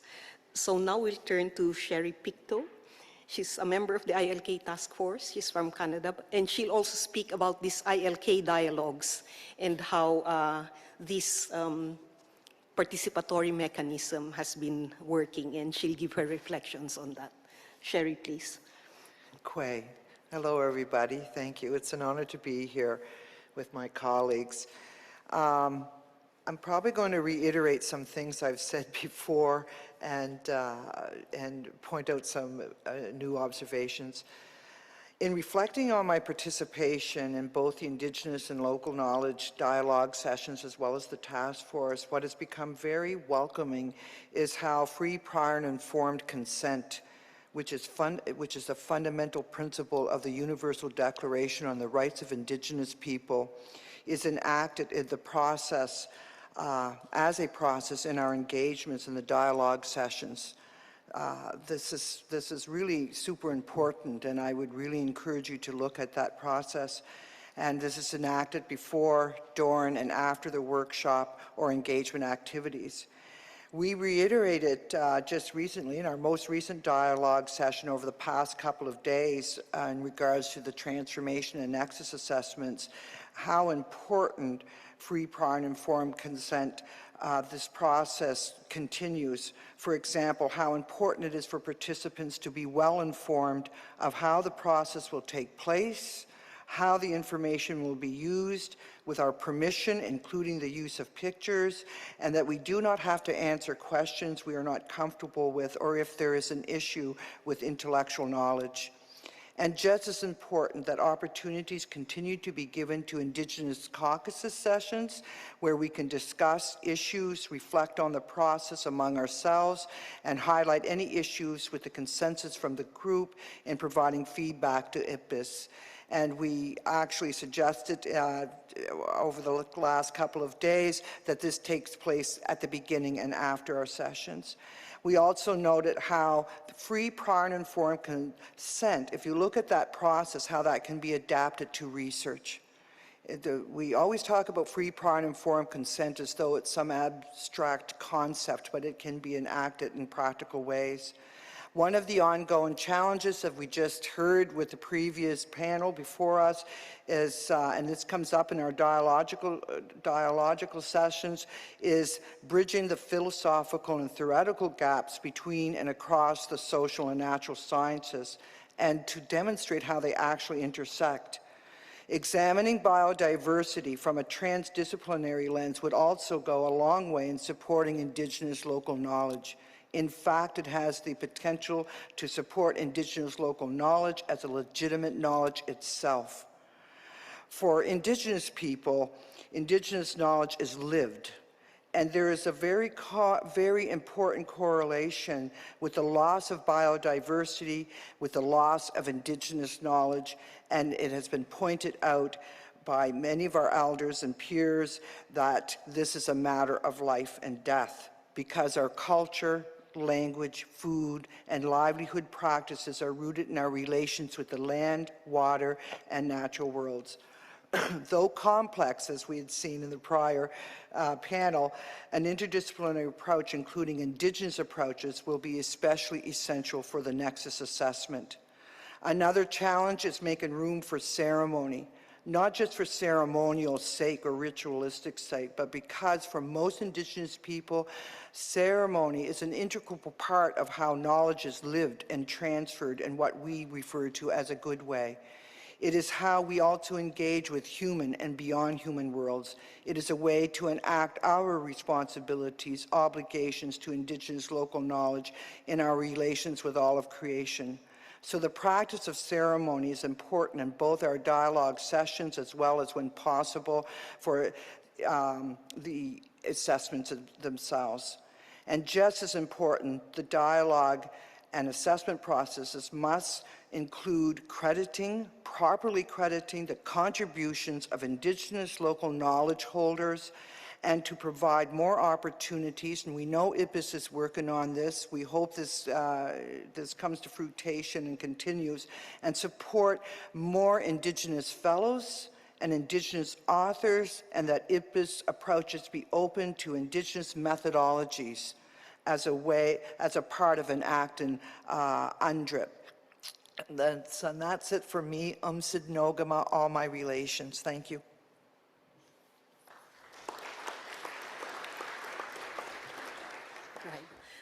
Thanks very much, Sherry. So these are a range of experiences of working with IPBES and asking IPBES also to work with us and for us. So we would like very much that the knowledge products arising from IPBES become accessible and available and accessible to our communities. Thank you very much. We'll open the door for questions.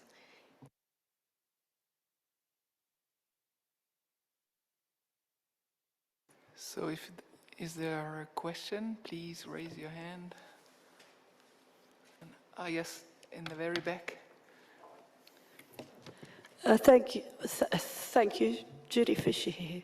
It's not really a question, but it's just to say thank you so much to the Indigenous peoples who've worked so hard to help IPBES on this journey, and we thank you very much for that.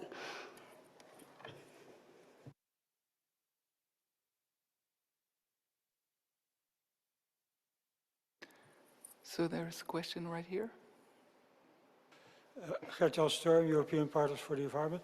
I would like to endorse the issue of prior informed consent.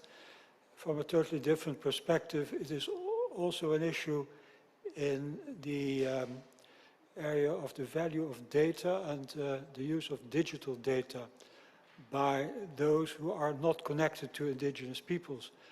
And the theme is also applicable to, for instance, the transformative change we would like to occur in supply chains such as food systems and the textiles value chain. So it's rather an observation to share something and not a question. Thank you very much. Thank you very much. So there is one question in the very back. Thank you. My problem is I want to know how you deal with or confronted with the risk to Indigenous knowledge and local knowledge. Because what I know from a number of projects we had in Africa, Latin America, and Asia, there were two big threats to the value of the knowledge. One was the volume was reduced significantly whenever people from the chemical industry came past and gave their advertisements and gave their advice how to deal with agriculture.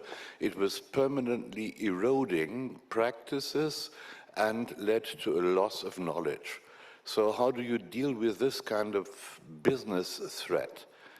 And the second thing is, I'm a bit afraid that with ongoing climate change, we are programming new ecosystems where zoonotic combinations will occur which never happened before.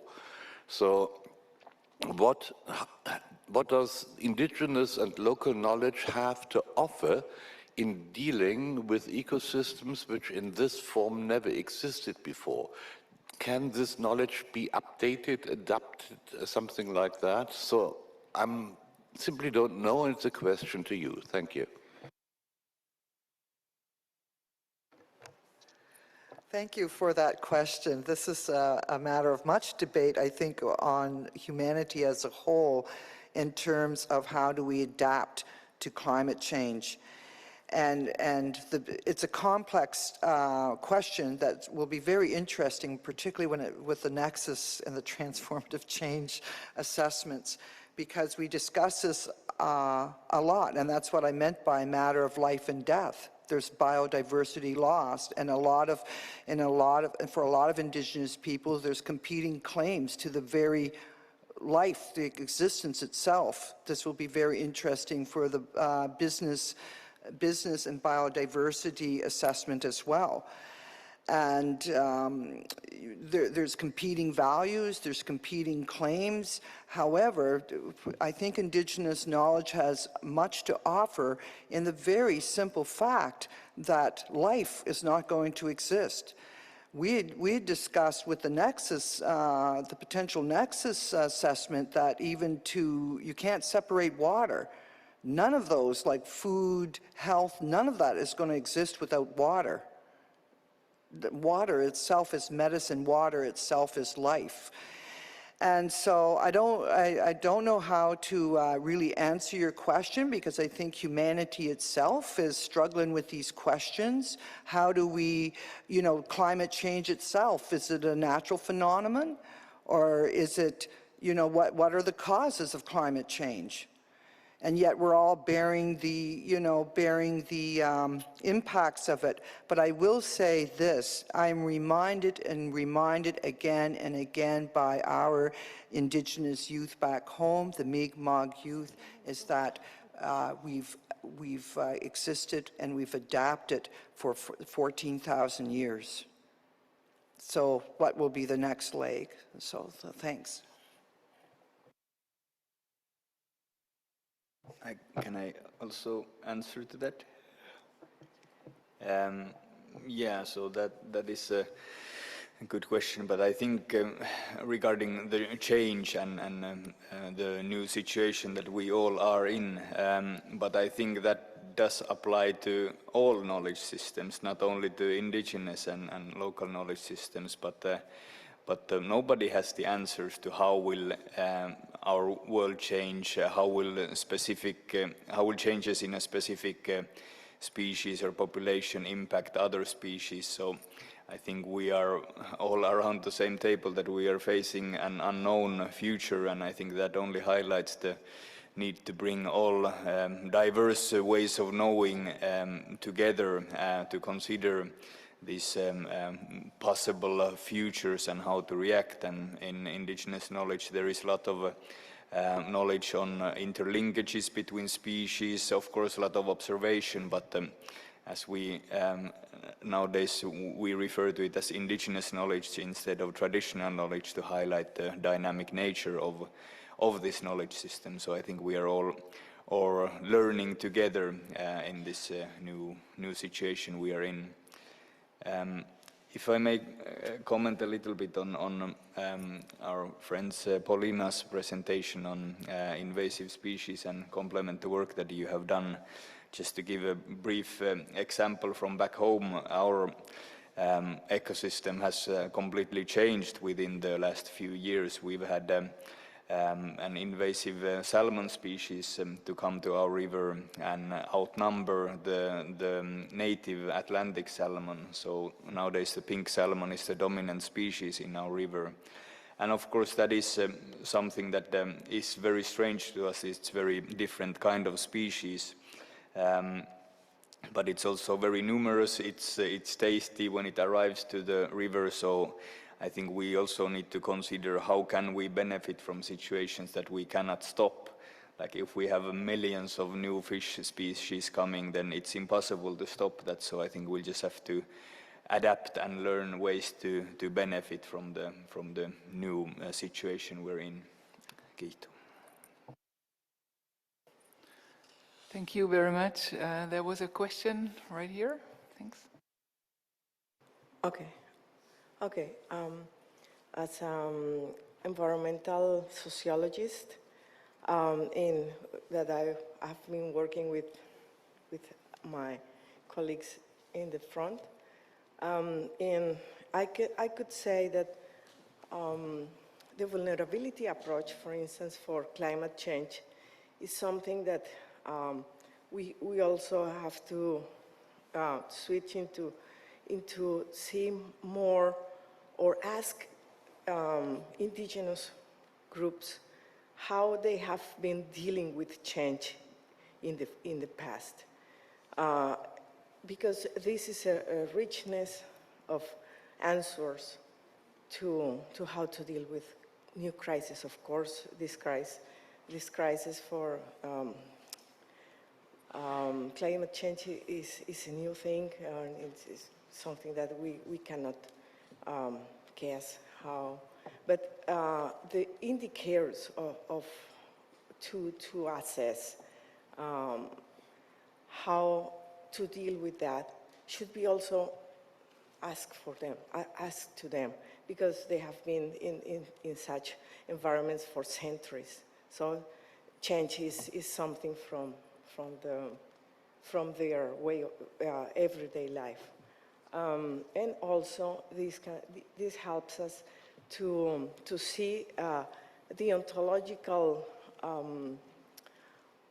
the ontological systems, the Western and the Indigenous, which are dual ontologies in the Western side, and relational ontologies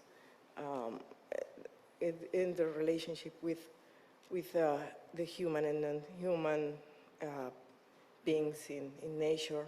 And this is something important also for social sciences to consider, how we maybe don't understand or don't consider non-humans as, nature, non-human, but also there are unseen beings that are in this way of looking at the world, okay? So that's just a comment, and thank you to my colleagues for representing us there.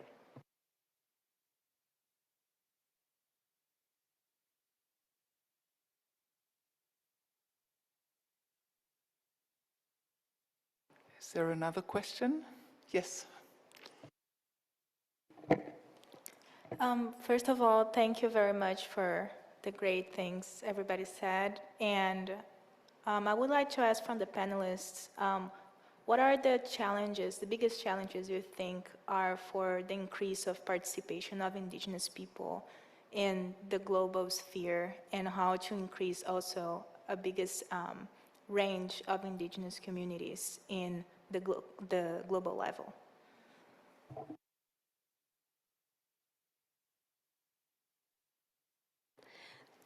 Looking at our immediate institutional framework, IPBES, it is actually even described as a science policy platform. And whilst the conceptual framework and the mission itself includes diverse knowledge, for example, the evidence considered relies very heavily on peer-reviewed material. Most of the authors are still with scientific backgrounds. So built into the science policy framework is already a hierarchy of knowledge, which IPBES is actually trying to overcome, and is actually leading the way in this endeavor, right? Indigenous peoples are spread all over the world. We set up our little forum, as well as our network of centers of distinction, but this reaches only a few of those who are organized enough to be able to participate in global processes. So actually bringing this to many, many countries and the indigenous communities living there will require a big effort. And I think the use of national assessments is helping. And the fact that we ourselves are doing a lot of community-based research, we want to mobilize and bring in a lot more organizations are actually doing this work. But currently we have very minimal resources to actually expand the type of contribution that we'll be able to bring. So those are some of the immediate challenges that we've seen. The institutions of science are well-established, numerous, and much more well-resourced than our very few institutions, and which are basically local. So how to actually bring a lot more of these contributions, distinct languages and knowledges, is definitely a challenge for us. Thank you. I'm a little bit also very big problem for us. It's languages and remote territories. I'm from central Siberia, northern part of Siberia, and we don't have any road because it's a wetland. Wetland more than all France, territory of France. This is no road. This is no infrastructure. This is just one time per year ice road. When it's freezing, they did it ice road. Another way, summer, 3 days by boat from village to the city. Does it mean these remote territories, we have a lot. It's not just it's Latin America, it's Africa, it's Asia, without internet connections. In my territory, it's taiga forest. This is no internet connection. This is no connection absolutely sometimes. Months without any information. This is also big challenges. Another, it's languages. My English very bad, I know, because in my school we don't have any in other languages, just Russian. But my elders, when we did it when I collected materials, they not speaking Russian. They need interpreters from native languages to the Russian. It's also big challenges for our sisters and brothers and for work.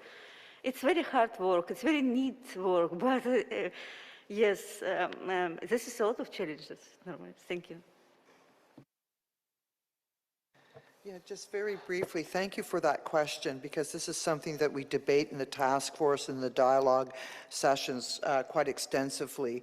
And just to support what has been said, there's the digital inequities, particularly in very rural areas, or how some participants, just to come to the dialogue sessions themselves, have to travel 12 hours just to get a visa. And so we really need a lot more support in that way. And also, just as important to participation is how are these assessments going to benefit Indigenous communities? And we've had a lot of talk about that, about what would be the Indigenous knowledge indicators, how do we disseminate this knowledge, and how do we make those assessments available in different languages and in different forms, particularly to the community level, if they're to have any practical benefit to that. And another a point that I know that will maybe come up, we've been striving for this, I want to re-emphasize this, and I know that I'll have Canadian colleagues here from that place called Canada, is that one thing that is taken for granted is the way the international world is divided up. And we take for granted the Indigenous people do not always have the support even in rich countries like Canada. For me, I'm not supported by IPBES to come here. I have to find other funds, other meanings. I've been in discussions with our focal point, but I just wanted to highlight that. So we have to find other means to be able to participate this. So those are some of the challenges that we have to overcome. But just as important, those challenges to participate, how is this information going to benefit Indigenous communities? And that's what we mean by extracting knowledge, and this has been a practice of academia for a long time, extracting the knowledge and it not really benefiting in Indigenous communities. Thank you. Thank you very much. Is there another question? Yes.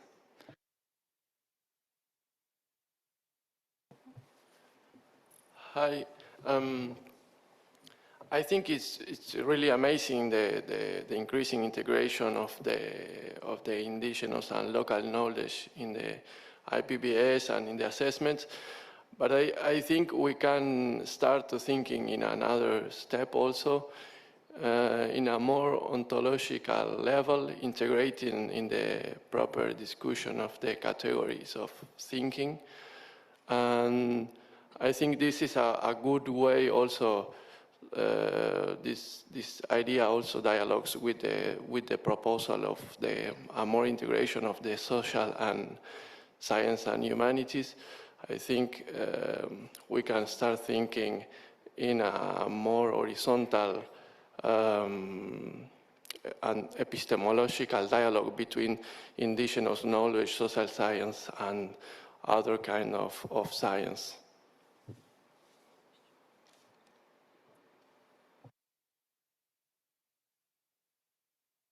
Is there another question or remark? Yes? You with the hat, yes? Thank you. First, thank you for all the presentations. My question is regarding monitoring elements. I don't know if you could tell us a little bit more how you monitor biodiversity at your local level. Thank you. Thanks for the question about monitoring. IPBES and the CBD are very related processes. In fact, in the global assessment, it was highlighted that there are a lot of indicators coming directly from indigenous peoples and local communities that have not been fully used and highlighted in even global assessments, right? These are indigenous and local indicators and how they become used for higher level assessments. However, within the CBD, there was just a workshop that did take place, an expert workshop on monitoring and indicators to begin proposing the indicators for the new post-2020 biodiversity strategy. That was interesting because there are existing proposed indicators. In fact, some were already adopted but need further operationalization. One of them is the trends in linguistic diversity and speakers of languages, because that is clearly on a downtrend. The other one is what is the land use change and what is the status of secure tenure, customary tenure of indigenous peoples and local communities. And that is now being understood as an important indicator for the monitoring framework. The other one is on the trends in the practice of traditional occupations. Again, there's some developments in this. ILO has proposed a technical paper and methodology for including traditional occupations in labor statistics, but that will require an indigenous identifier in statistical systems, and that will need to be complemented by community-based monitoring and information systems. And it's very great to see that there are now a lot of community-based initiatives for monitoring and governance.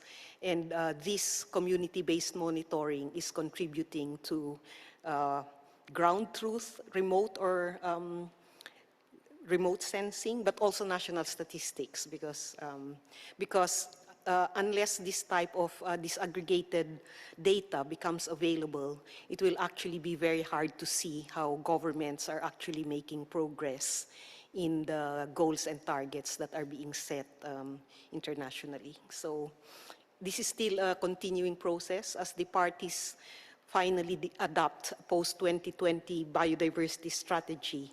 They will also be adopting a monitoring and indicators framework. I hope that answers some of that question. May I add on? On the community level, one effective methodology that we find in monitoring is we also make use of, because in our territories there are hunters, there are fishers, there are farmers monitoring the territory in their daily life. But to systematize this, one of our methodology is on mapping. So we do this mapping of the past and the future and the present, so that then we see what is happening, like in the agricultural landscape in my country, in the Philippines. It's a reality that our agricultural lands is also invaded by this green revolution technology, and so there is more monocrop. But when we go back to our past, we can, what are the biodiversity that are there in the past and what is it now in the present, like monocrop changing about, we are losing about more than 35 traditional food crops to monocrops that are highly valued in the market. So we also see that even our decision making is now being very much impacted by the market system. So it's a collective analysis, and then what we are going to change that will depend also on those monitoring that we are doing. Thank you. I'm little editing about monitoring. The same situation in Siberia. We have a lot of hunters and fishermen, and we have new 21st century equipments with GPS and coordinators. And after that, we have a project about mapping on our territory. And our hunters and our fishermen, they know coordinates where silkworm coming or migration route of wild animals or something else, and we map into this with new technology, traditional and new technology working together now. Thank you. Thank you very much. And there was one more question. Excuse me, it seems as if with due respect, it seems as if you are just looking this side, but not this side. I have placed my hands for almost 2 hours. Thank you. Which one, me or him? Kia ora. My name's Nick. Now, I'm from the South Pacific, and my question really to the team, and we've been working together the last few days, is with urbanisation and all of the movement of our young people into a new society, our biggest issue is the loss of traditional knowledge that's happening even before other people are trying to access it. So there's a need to actually have another plan within society to ensure that we hold it, maintain it, all that sort of thing. So is it the same everywhere else? You know, if you go somewhere like Papua New Guinea, there's a huge influx of people into the urban lifestyle, and they're putting aside what they know, and the next generation don't have any experience in the bush or in the village. So what is our thought towards holding within our own societies what we know?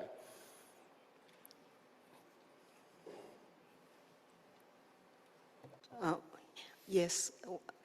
Indeed, the continuous transmission of knowledge is very important. So within the network, apart from engaging in policy processes, we have really set a very high priority on what are we actually doing to strengthen and ensure the intergenerational transmission of knowledge. We're hoping that towards the end of the year, we will actually have experiences shared from the network of how this is being addressed, because that issue of the youth having been well, living communities and getting education. But now there's a great interest for the renewal of identities, but also to make sure that our methodologies and epistemologies continue to be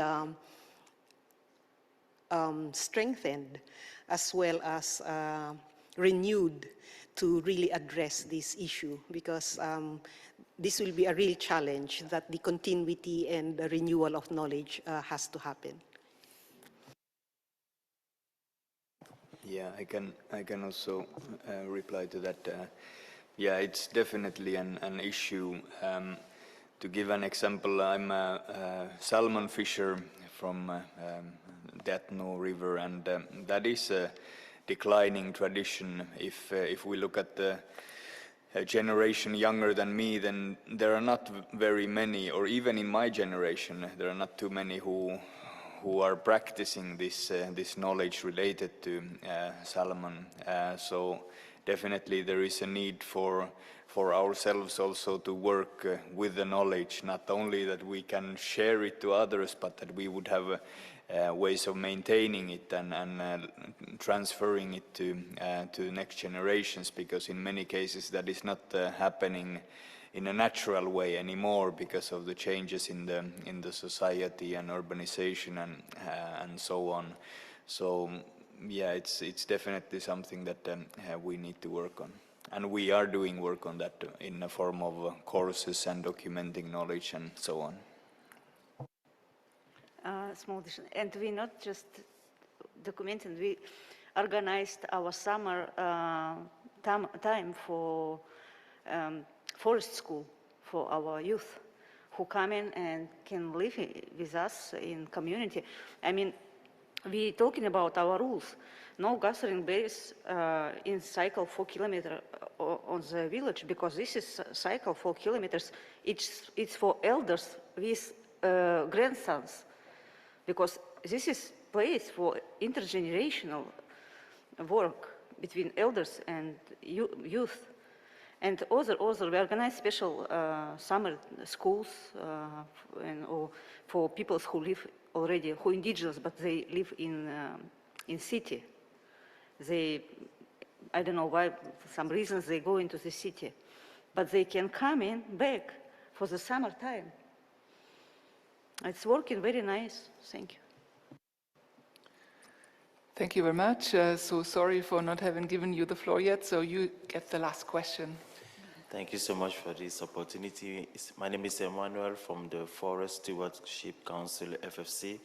I just wanted to ask the last question, as she said, that is related to urbanization. I wanted to know how is indigenous local knowledge helping to bridge between sustainable consumption and conservation, given that the large number of people are now living in cities. So how do you work with that? How do you make sure that urbanites can really access and understand that indigenous knowledge is relevant and important even for consumption? Thank you. Yeah, I'll take that question. Actually, my hometown is now a city, and within the city, we are also looking at exactly the contributions of, obviously, the original inhabitants, the indigenous peoples of the city. It was only recently recognized by the city council that they have to honor the original inhabitants by declaring a park precisely to give that honor, right? But our city has also become the place for many other indigenous settlers from the other provinces. And they actually also bring a lot of cultural diversity to the city. And that is actually very enriching. And now the city is recognized by UNESCO as a city for living culture and tradition, specifically because of the diversity of indigenous peoples who are also living in the city.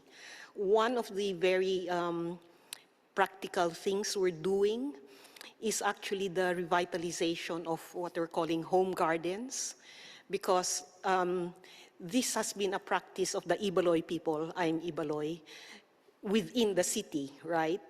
But due to being pushed out from the city center, and that practice had diminished, which is now being revitalized and actually got underlined when COVID happened, that in fact this type of home gardens, food systems, and also rural and city linkages, because many from the cities went back home to the villages, but also villages were also supporting people in the cities for food and other services.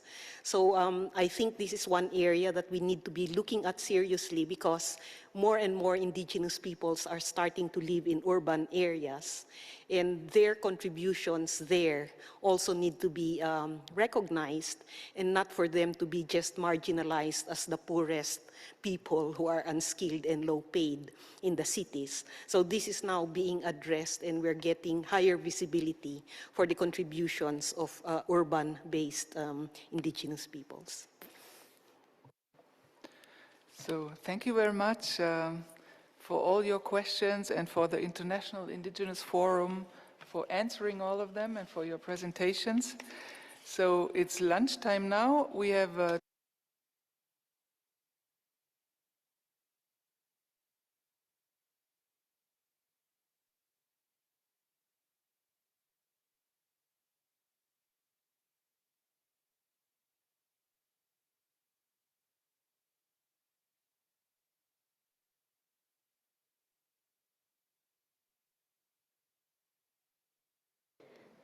Good afternoon, everyone.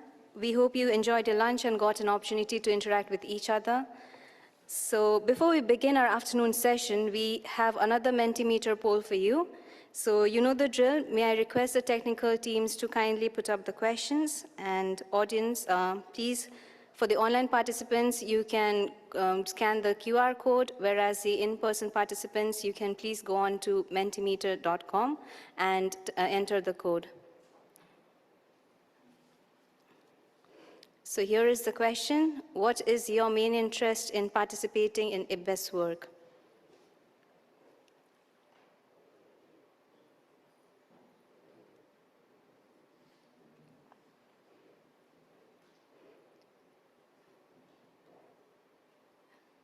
We know that lunch can be a bit tiring, but I hope you're still awake. And could you please contribute your answers into the Mentimeter? So we have networking, stop biodiversity loss, science policy interface, well, learn and contribute, very important, information gathering,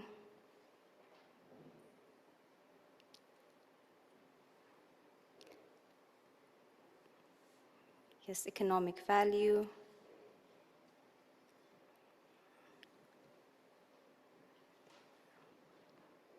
we have more answers coming in.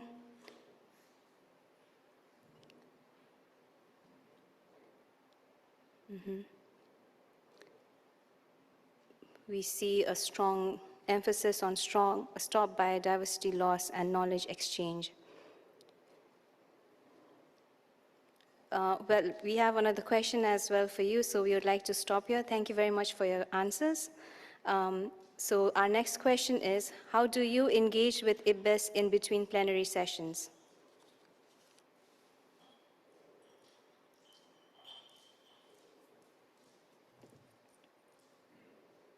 Webinars. Yeah, I mean, it's very relevant in times of COVID right now. Monitor work, join webinars.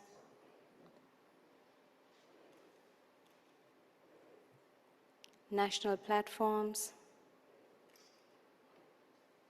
Well, I see webinar being a very strong word, and I repeat again that it's very relevant in times of COVID. So it's always nice to see the engagement beyond the IBBES plenary, and we are always delighted to see your engagement. Read reports, definitely. Task force meetings, very important.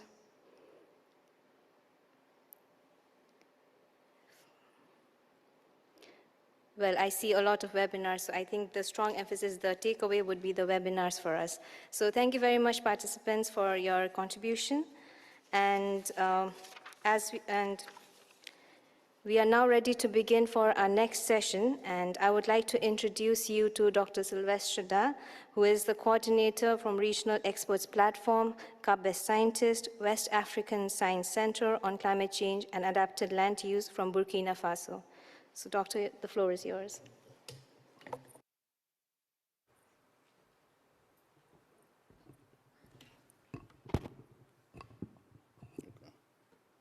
The slides, please.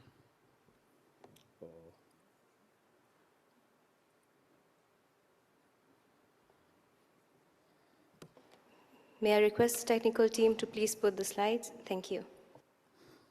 Okay, good afternoon, everybody. So thank you very much for giving us a floor to present a new initiative in Africa called CABES. CABES is Capacity Development for Biodiversity and Ecosystem Services in West, Central, and East Africa. Okay, sorry. Okay, before starting, I would like to give you some background information. CABES actually comes from an existing project called WABES. So WABES is West African Biodiversity and Ecosystem Services. This project started in 2017 and is going to end in July this year. So the focus area of this project was West Africa. All 15 ECOWAS countries were covered by this project. And the WABES project was coordinated by the Center for Development and Research of the University of Bonn, based here. And it's funded by the International Climate Initiative of the German Federal Ministry in charge of Environment. Okay, what are the main aim of this project is to facilitate capacity building across West Africa in support of the IPES work program. So it has two main components. The first one is a master program on science policy interface, and this master program is hosted at the University Félix Houphouët-Boigny in Côte d'Ivoire. And the second component is a sub-regional platform that engage IPES national focal point, and of course beyond the national focal point, we also have other stakeholders such as scientists and other decision makers.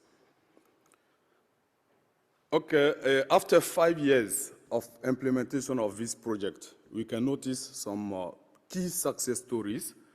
The first one, actually, this WABES project contributed a lot to promote IPES in Sierra Leone. At that time, Sierra Leone was not an official member of IPES. So based on the activity that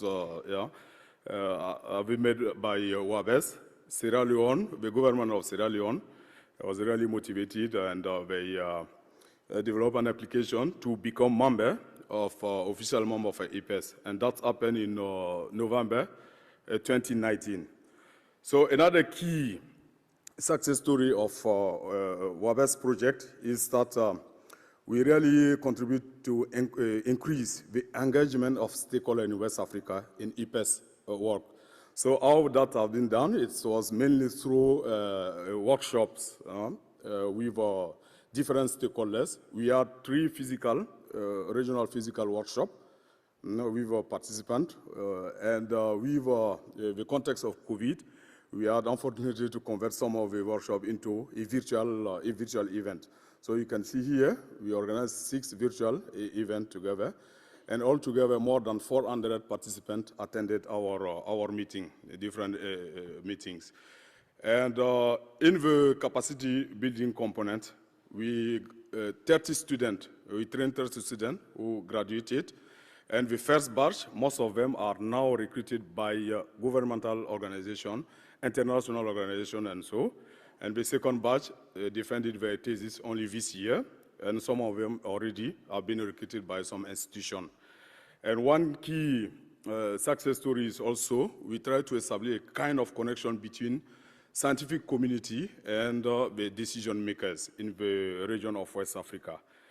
And last but not least, one of his key success stories that in Burkina Faso, maybe some of you have already heard about it, we wanted to clean a protected area, a classified forest in one of our city. I am from Burkina Faso, to build an hospital. So during one of our workshops that we had in Ouagadougou, participants decided to write a petition that was submitted to the government of Burkina Faso. And finally, we succeed. We decided to keep the forest and find another place to build this hospital. The construction already started. So we can say that this was a real a good impact of WABES to conserve actually biodiversity. So these are some background information of the WABES project that ran 5 years during the last 5 years. So based on these success stories, together, the project partner together, with some new partners from other parts of Africa, we get together to develop a new proposal that was submitted to ICI, the International Climate Initiative. And fortunately, after a long process, about 2 or 3 years, the project has been selected, and with the name CABES, that means Capacity Development for Biodiversity and Ecosystem Services in Central, West, and East Africa. So the duration of the project is for 8 years. It will last by January 2030, and still coordinated by the Center for Development and Research of the University of Bonn. Also, as I said, funded by ICI, the International Climate Initiative of the German Ministry in charge of Environment. Okay, this map, of course, we highlight some countries here. Don't consider only. There are also other countries that are covered by this new initiative. Okay, what is the main objective of this project is actually to develop and strengthen capacity in these 3 regions, sub-regions of Africa, West, Central, and East Africa. So it's 2 main components. The first one is, of course, capacity development, and this capacity development has also 2 sub-components. The first one is related to academia. So we are developing a master program. Already the one in Abidjan, in Invasive Félix Houphouët-Boigny exists. That is authored by the Center of Excellence of the University Félix Houphouët-Boigny. 2 new master programs are being developed also. The first one will be in Lumumbashi, Democratic Republic of Congo, University of Lumumbashi. It will be based there. And the second one in East Africa, at Ouareg in Ethiopia. So another sub-component of this capacity development is that, of course, we think about professional, because some of the professionals are interested in our training. Unfortunately, given their time, it was not easy for them to leave for this master program, because it takes 2 years. So we initiated this short training. It will be through online training or face-to-face, and also, of course, we'll trainers that will be, will do some additional training with at national level. So these are the 2 components of the capacity building part. And another main component is a network of platforms that will try to bring together multi-stakeholders to identify policy gap and so on. So what are the stakeholders? These are scientists, decision makers, business, ILK holder, and so on and so on. So our strategy is to develop 8 national platforms. So these are the platforms you can see on the map. The countries that are considered by this national platform are Cabo Verde, Sierra Leone, these are Burkina Faso and Cote d'Ivoire. These 4 countries are from West Africa. And in Central Africa, we have Gabon, DRC, and East Africa, we have Ethiopia and Madagascar. So in this country, we are going to develop a national platform or reinforce the existing one. Some of the countries already have a national platform. We'll try to reinforce this existing one. And another strategy is also these 3 sub-region, sub-platform, one for each sub-region, Central, West, and East Africa. And at the end, we are planning a regional platform that will connect all 3 sub-regions so that participants can exchange experiences and learn from over that are doing, take some good example, good practice from over. Okay, after presenting this, I would like also to draw your attention on the partners that are involved in this initiative. We have the Center for Development Research that is being coordinating the project. We also have Kono's Consulting. This morning, Jennifer was on this podium to present. Kono Consulting will be in charge of coordinating the short training that we are planning to do. We also have a University Félix Houphouët-Boigny in Côte d'Ivoire. One of the master programs will be hosted, or is already hosted. It's running since then, and it will continue for 8 additional years. And the next new master program will be hosted at the Faculty of Agronomy of University of Lumumbashi in DRC. And our partner is the Horn of Africa in Ethiopia. They will be in charge of implementing the master program in East Africa. These 2 partners also will be in charge of developing the sub-regional platform, the platform for Central Africa and the platform for regional platform for East Africa. So we also have UNEP WCMC.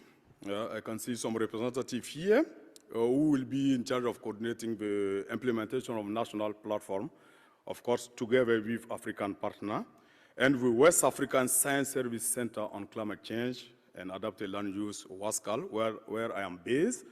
And this center will be in charge of coordinating the regional platform, connecting these 3 sub-regions, and also the West African regional platform. Okay, these are, the consortium partner. We also work in close collaboration with a national partner. We have Burkina Faso with the Ministry in charge of Environment, Cabo Verde with the Ministry in charge of Agriculture and Environment, Côte d'Ivoire, there are some representatives here, Ministry in charge of Environment and Sustainable Development, that's through, of course, the focal point, DRC, also the Ministry in charge of Environment, and in Ethiopia, it will be the Ethiopian Biodiversity Institute, and of course, the IPES focal point. In Gabon, we have a ministry in charge of water, forest, and sea, and also together with the focal point of Gabon. I think is also present here. And the next one is Madagascar, where our implementing partner will be the ministry in charge of environment. And finally, Sierra Leone in West Africa, and the political partner is the Environmental Protection Agency, and of course, with the national focal points.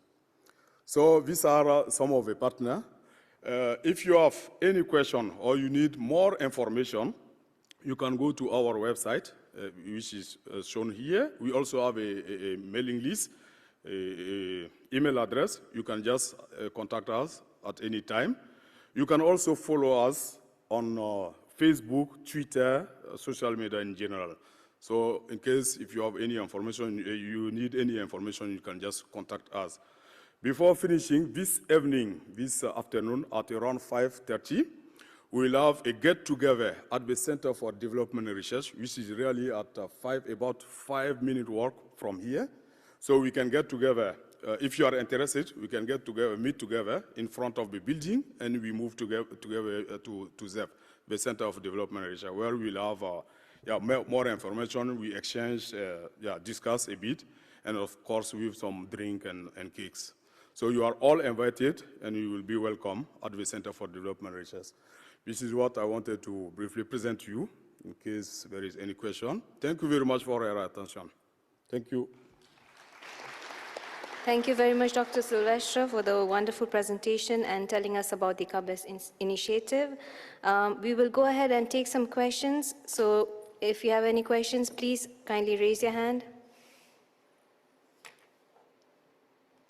There? Is it? Yeah, please.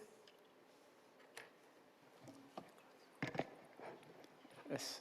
My name is Ramid from the Tanzania Biodiversity Organization.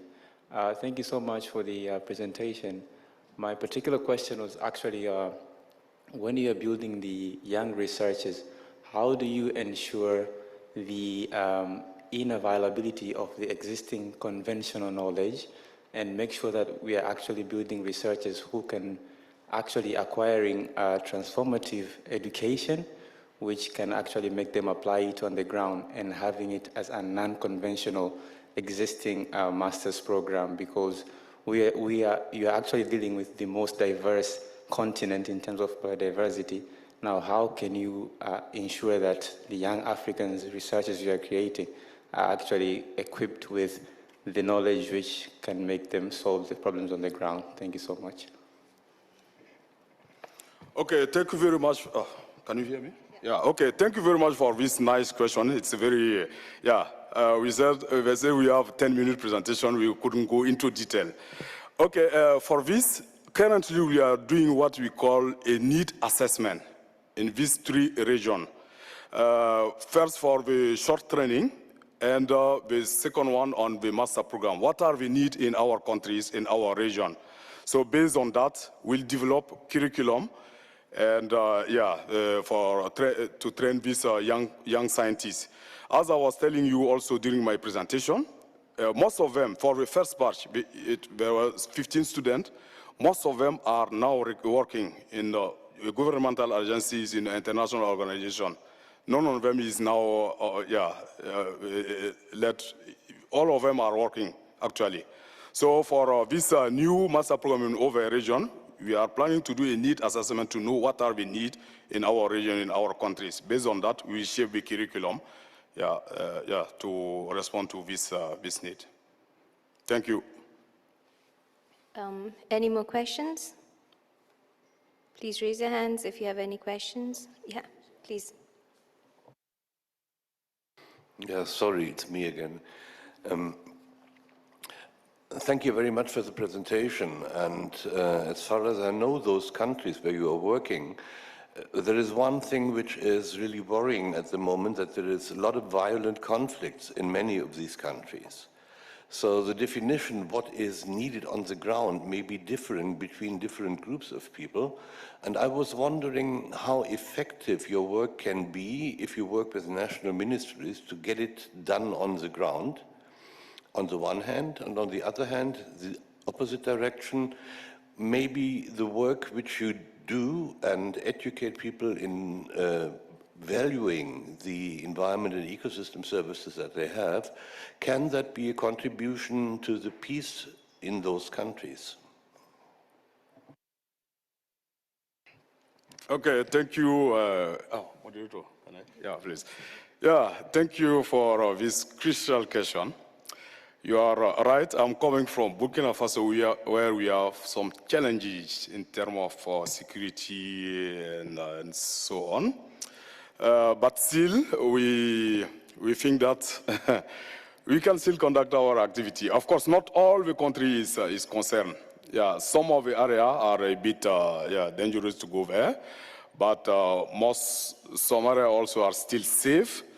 So, related to your second question, how this can contribute, we really, in our countries, people get their livelihood mainly from environment, from agriculture, from selling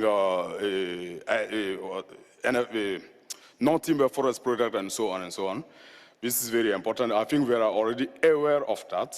And even if there are some challenges in terms of security still, since we have no choice, and and of course the government is doing its best, to bring some peace, and we really hope that in few years this will be a past stories, and will be able really to implement the activity without any fear and so.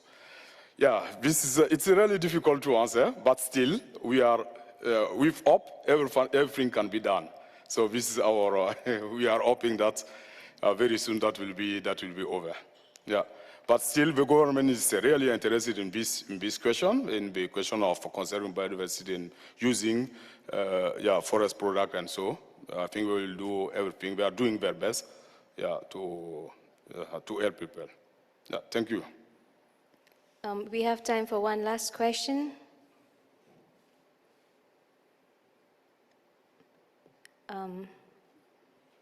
There, please. Sorry, we have time for just one question. Anyone from that side? Yeah, the one. Okay. The one who raised their hand first. Yeah, from this side. Hello, I just wanted to show you that someone is raising their hand over there. Okay, sorry. Yeah, then please. Thank you very much. Gert-Jan Storm, European Partners for the Environment. Peace is a core issue to you, but also to us. Among the opportunities for countries with large environmental footprints, where I live, in Belgium, Netherlands, one of the challenges is to bring about transformative scale in a change at scale in food systems and the textiles value chain. By doing so, it may indirectly impact agriculture in Africa because ingredients come from, amongst others, Africa.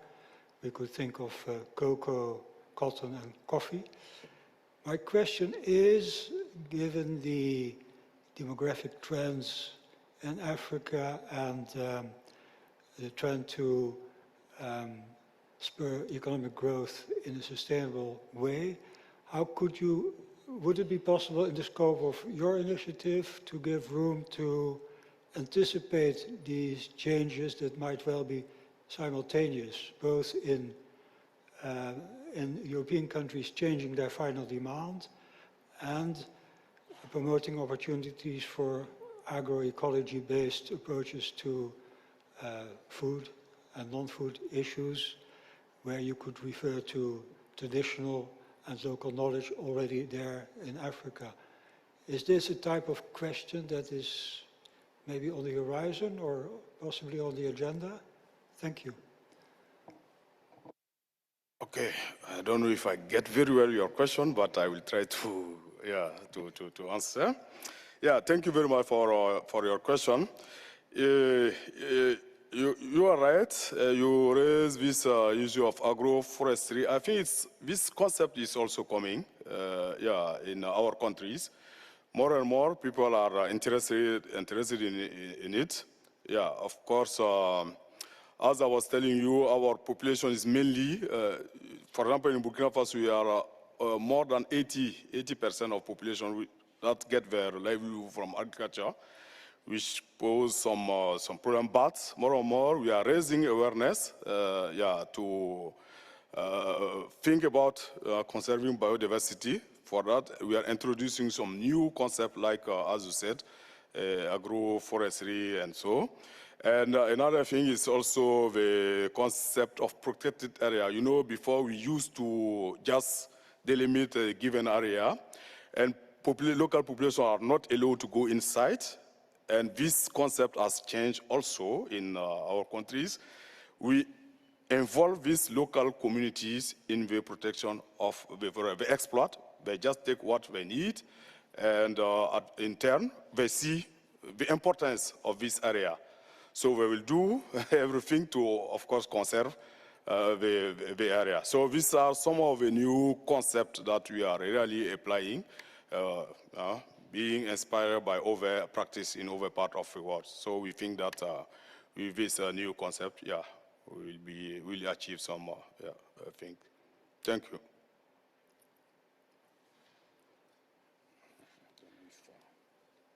Thank you very much, Dr. Silvestre, Da, and Cabez. And we are now heading to our second last session, where we will talk about future possibilities to engage with IPBES.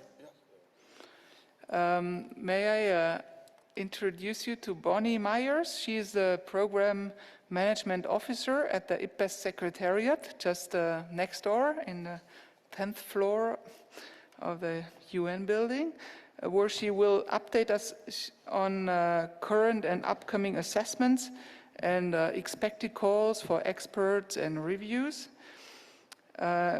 after Bonnie's presentation, we will have a quite long Q&A session to talk about what Bonnie presented, but also to open the discussion to a wider discussion on stakeholder engagement in relation to IPBES work.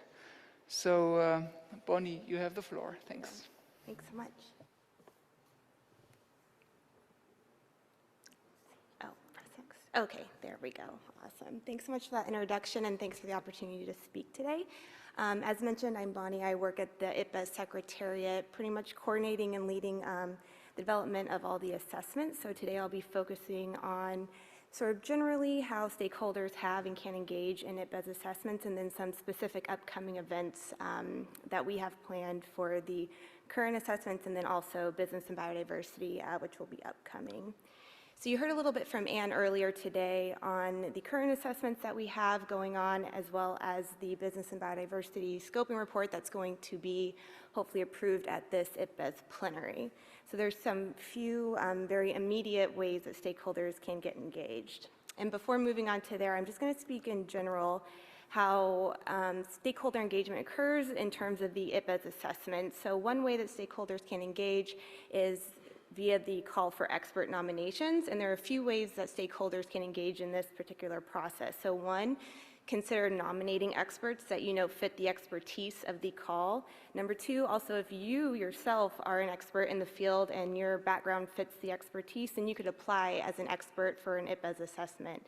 And this includes either the overall call for assessment nominations, or also the fellows piece as well. Next is also participating in the external review periods. So there's first and second external review periods for the IPBES assessments. Here you just register as a reviewer, and you can submit written comments that the authors take into consideration for both the chapters and the SPM. During these external review periods, there's also informal dialogues with stakeholders that some of you have probably participated in. And there's also government dialogues as well, and then Indigenous and local knowledge dialogues that occur. During these informal dialogues, you can receive updates on the assessment progress, as well as really discuss some key points with a small group of the experts that are working on the assessments, and provide feedback to them as well during the dialogues.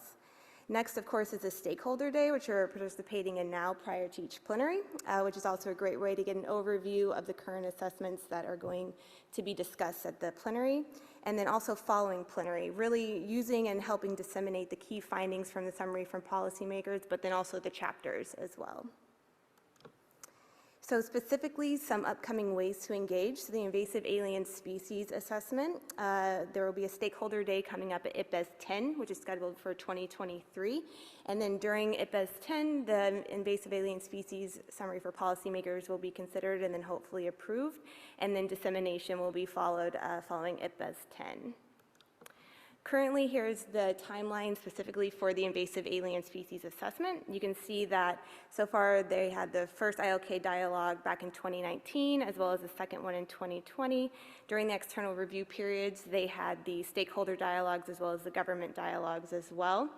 There will be an additional SPM review that will occur for governments as well. That will be approved here at IPBES 9, hopefully. And then the assessment will be considered at IPBES 10, as mentioned. In addition to invasive alien species, as Anne mentioned, we have two assessments that just started in 2021. The scoping reports were approved at the last IPBES, IPBES 8. And these are the transformative change assessment and then the nexus assessment. And these have a similar timeline, so really the next way to engage is during the first external review, which is going to be occurring in the first quarter of 2023, so around January, February 2023. So here again is an opportunity to register as a reviewer and really provide feedback on the first order draft of the chapters. During this period as well, you can participate in the informal dialogues with a group of the experts, and then again participate in the second external review and informal dialogues and so on. Here's the timeline for the Nexus and Transformative Change assessment. So the first author meetings both occurred in May of this year. The first ILK dialogue workshop just occurred just a few days before this plenary in Bonn, actually. And then, as mentioned, the first external review period will come about in 2023, followed by informal dialogues, and then a second author meeting, and then a second external review period, which will be later in the year in 2023 as well, followed by the third author meetings, and then so on. Both the Nexus and Transformative Change assessments will be considered at IPBES 11 in 2024, and of course you'll also have a stakeholder day during that event as well. So for future assessments, the next one up is Business and Biodiversity. A call for nominations is going to go out right after IPBES 9, pending approval here at IPBES 9. So during this period, please take a look and nominate experts, or again, as I said, nominate yourself or apply to be nominated as an expert. And then the first external review for Business and Biodiversity will happen 2024. And just to note that the Capacity Building Task Force did have a capacity building forum on the Business and Biodiversity Scoping Report already to start getting the word out there about this assessment and the scoping report that's been drafted. So again, here's some opportunities to engage with the Business and Biodiversity assessment. So really first, the initial piece is the call for nomination and selection of experts, and then also participating in the review period throughout the life of the assessment. And Business and Biodiversity is going to be a fast-track assessment, and it's going to be considered at IPBES 12 in 2025. And just to reiterate the ways to really engage with this assessment, so call for nomination of experts again, and then as well as a request for existing and ongoing work that will occur during the year between 2022 and 2023. So really keeping an eye out for that, and then the external reviews. All right, that's mainly the ways that I wanted to speak about today and the stakeholder engagement, and I'm happy to answer any questions, but just really keep an eye out for the notifications that come out from the IPBES Secretariat mailing list on these different ways to engage. Thanks so much. Thank you very much, Bonnie. Would you stay up here? Okay. So are there questions to Bonnie and to the forthcoming activities? Yes, over here. What kind of experts are you looking for the Business and Biodiversity assessment? Yeah, great question. So in the call that we send out, there will be a summary of sort of the very specific expertise we're looking for. But really for Business and Biodiversity, it'll be a unique set of experts. I mean, it's always a unique set, but here really trying to get some practitioners in the business world, as well as those with expertise in finance, as well as different sort of business sectors. So the scoping report includes different business types and sizes. So really trying to span the different types of experts within the business world, but then also those who work at the intersection of business and biodiversity and different expertise there. And actually in the scoping report that gets approved here, there's a list of the different expertise that really will be, that the assessment is looking for as well. So I encourage you to look there. Thank you. Is there another question? I think, yeah, you turned on. Thank you. Yes, I have a question on the informal dialogues. What do they entail exactly, and how do you get involved? Thank you. Yes, great question. So the first way to get involved is whenever there is a call to register as a reviewer during an external review period, make sure to register as a reviewer. And then during that time, you'd also get a notification to register for the informal dialogue. And normally how they're set up is the co-chairs of the assessment will provide an overview of the progress of the assessment, not speaking specifically on too many conclusions necessarily, but then there will be just an open dialogue between those who are joining on the call and the co-chairs. So really an exchange between both co-chairs and the stakeholders on the dialogue, so they can ask questions, and then also sometimes the assessment experts will come with their own questions that they want to know from the stakeholders in terms of how to make the assessment more policy relevant or more relevant to their specific field. Thank you. Is there another question to Bonnie?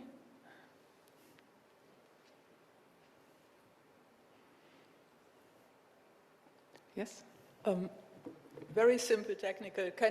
We will get this by email, the information, or is there another way to find your presentation online? Yes, yeah, great question. So what I really encourage you to do if you haven't done so already is just make sure you have an account with the IPBES online account and then sign up for the mailing list, and then you'll get notifications about the various calls for the experts, but then also calls for the external reviews and then calls for the informal dialogues as well. And then also we have an events page on the IPBES website, so checking that periodically too to kind of see upcoming events, and those informal dialogues and the reviews will be listed too. Oh, sure. Is there another question for Bonnie? Yes, in the very... Bonjour, bonjour à toutes et à tous. Tout d'abord, je vous remercie donc, pour votre présentation. Ma question concerne donc, pour qu'on puisse contribuer donc, à l'effort de l'élaboration de cette évaluation, Business and Biodiversity. Donc, on a compris donc, qu'il s'agit donc de deux candidatures. La première candidature, c'est pour désigner donc, le groupe des experts qui s'en chargera de préparer l'évaluation. Et la deuxième candidature, c'est pour les membres qui vont participer à la révision de tout ce qui a été donc, élaboré. Donc, donc c'est à vous de me confirmer. Merci. Yes, absolutely. So in terms of the call for nominations, so the call for nominations of experts, that's one way that stakeholders could either nominate people or also apply to be in the assessment themselves, be considered to be on the author, in the author group. And then also during the external review periods, it's opened up for governments and stakeholders to register as expert reviewers. And then you receive a draft of the chapters of the assessment or the SPM of the assessment. And then through that process, you're able to provide written comments to the group of authors to consider in the next revision of the chapters. So yeah, just two separate ways that are possible to engage in the assessment. I hope that clarifies.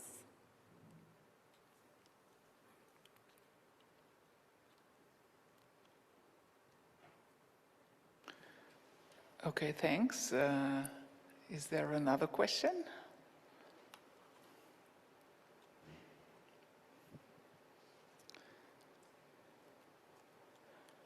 Okay, one more from you. Thanks. If there's time, it's me again from the first question.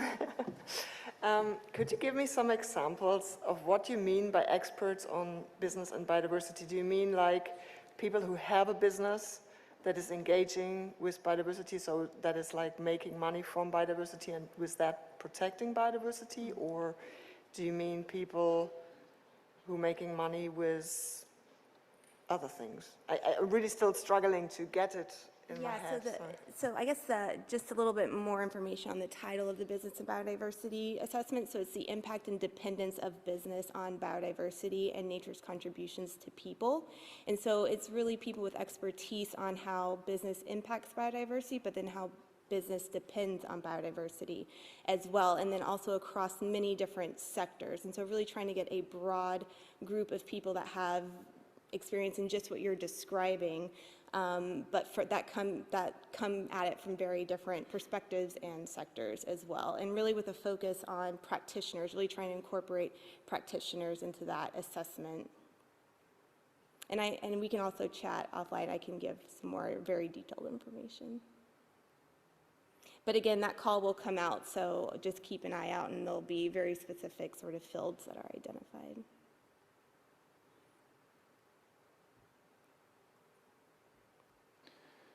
Okay, another question for Bonnie? Yes? Yes, hello, Frédéric Lemaitre from the Biodiversity European Partnership. I wanted to ask, this morning there was a mention in the values and sustainable use of a stakeholder workshop that took place in April this year. I was wondering if this is something you will organize systematically, and what's the concrete objective of this workshop, because I saw it comes quite close to the final adoption of the assessment. Thank you. Thanks, Frederick. Are you referring to the informal dialogues that occurred during the second external review? Might be, it was the April 2021 workshop that was mentioned this morning. Okay. Yeah, I believe that was I believe they were referring to the stakeholder dialogue. So yes, those always get organized during those external review periods, but if there is something additional, I can look into that and get you some more information. Yeah.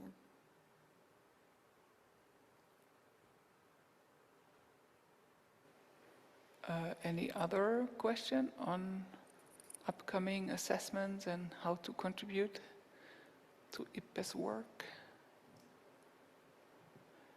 So since there are so many stakeholder engagement experts in the room, we might also, if you have a question on how to engage stakeholders in your country, your group of expertise, we might also discuss that now, because we have the opportunity. We still have a bit of time and a lot of expertise in the room. So if you want to pose a question on stakeholder engagement in general, or how IPBES involves them, now is a possibility to ask.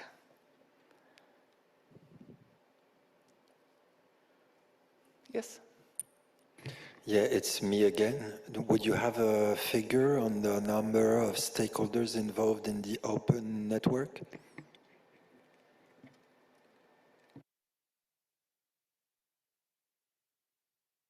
Sure.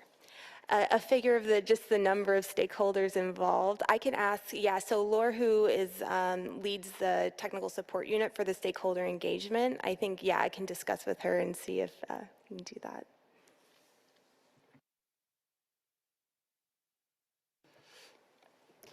I think a relevant example to consider to know about initiatives where stakeholders are being mobilized is the community of startups, also in Africa, on the basis of digital technologies in support of food systems, health, including zoonosis and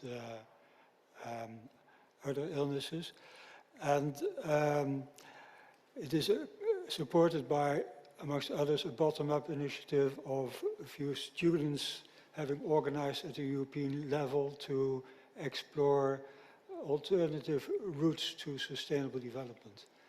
And since it is a well-documented set of actors, it might be interesting to share that as far as that is possible. I just wanted to signal the relevance of this digital world, the potential relevance of this digital world. Thank you.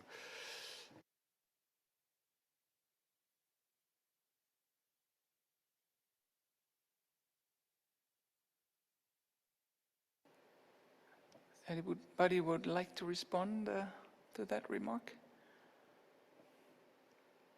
No. Is there another question to the general audience on stakeholder engagement?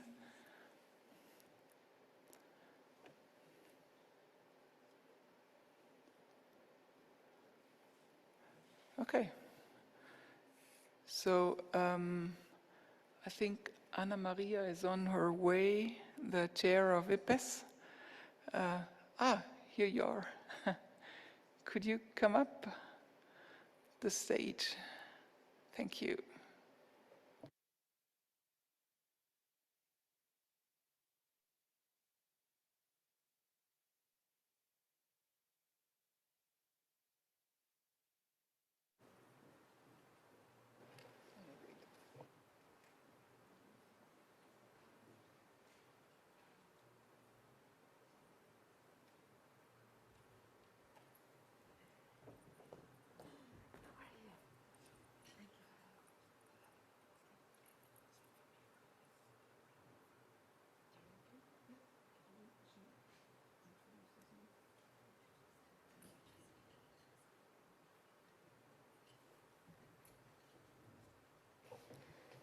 Well, as we approach the end of the wonderful Stakeholder Day, please allow me to introduce you to Ana Maria Hernandez Salger. She is the IPBES Chair since 2019, and she will be giving us her concluding remarks. She's a professional in international relations, expert in international affairs, policy, and biodiversity. Currently, she is the head of the Office of International Affairs, Policy, and Cooperation of the Alexander von Humboldt Institute. Ana Maria, the floor is yours.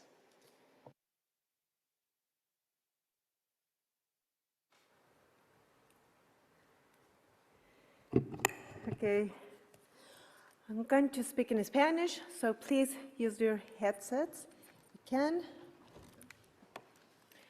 Thank you very much. Well, first an announcement. Regrettably, I'm not longer with the Alexander von Humboldt Institute since 1 year ago, and now I live in Montreal in Canada. So just to, to take that into consideration.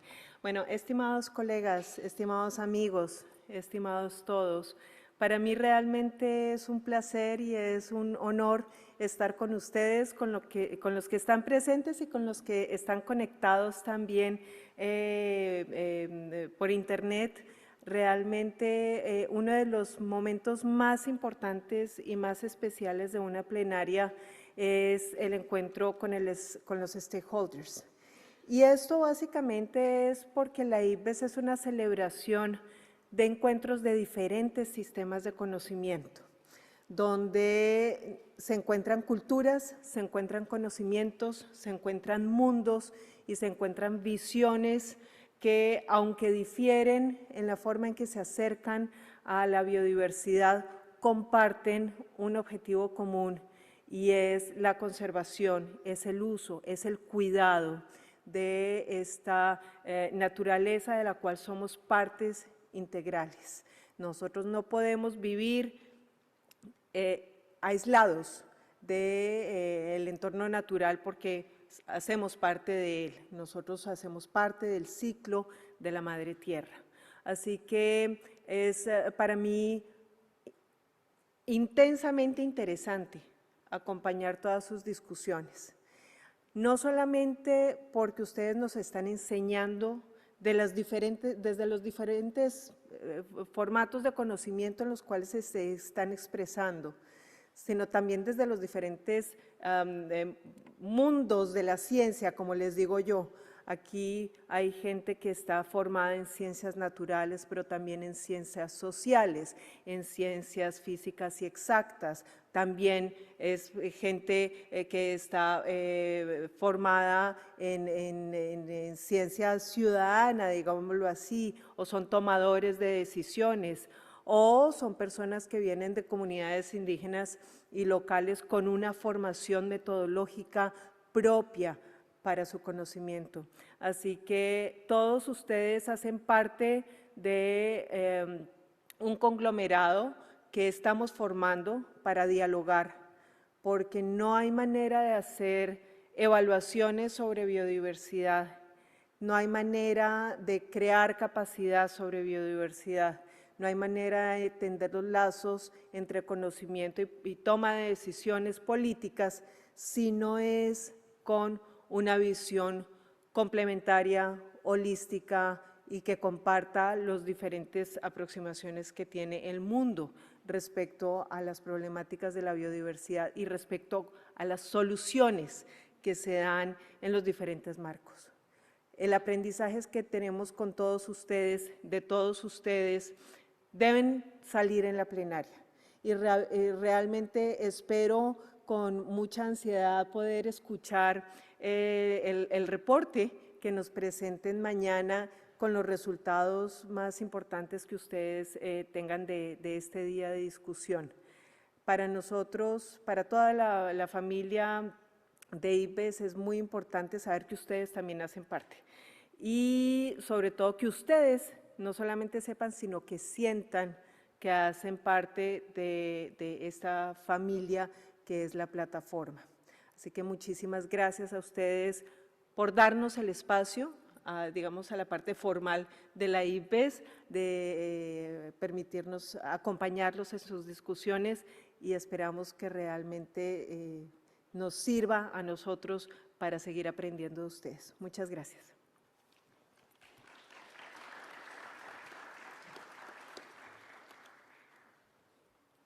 Thank you very much, Ana Maria, for joining us and having a final word. So now, before closing the session, we would like to have some feedback from you on the Mentimeter again. Could you open it again on your phone, menti.com,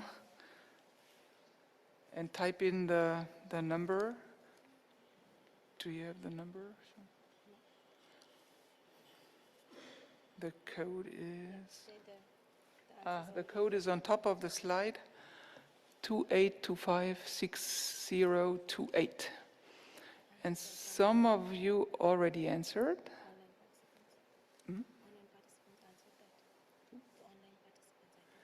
The online participants already gave their feedback. So just to get your impression of today's session so we can improve for future stakeholder days.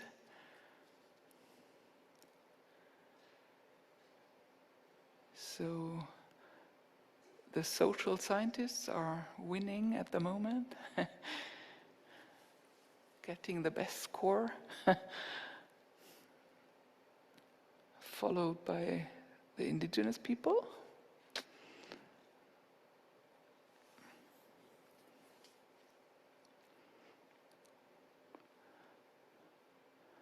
But in general, the scoring is quite high, so that is a nice feedback. Thank you. It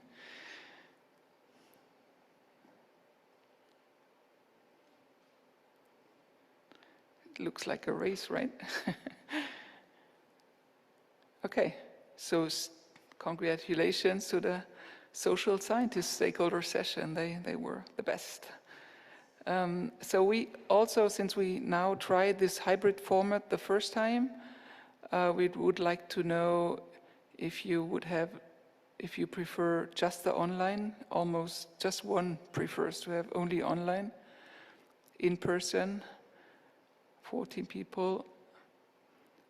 Now the in-person with live broadcast option, which we had today, seems to be the most preferred. So it allows us to join from outside, which is really nice, I think, as well. Okay. So thank you for that feedback. And now we would like to ask what could help you to engage deeper with IPBES. If you could just type in keywords so we can hopefully offer that in the future.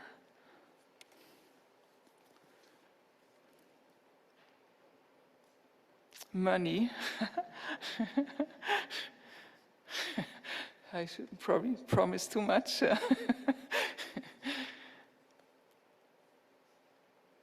Explanatory videos, youth engagement opportunities, actual influence,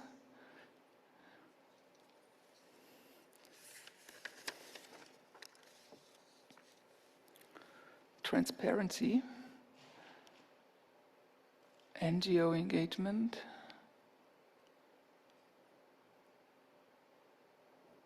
video tutorials. Rob, I think you have to take that on board.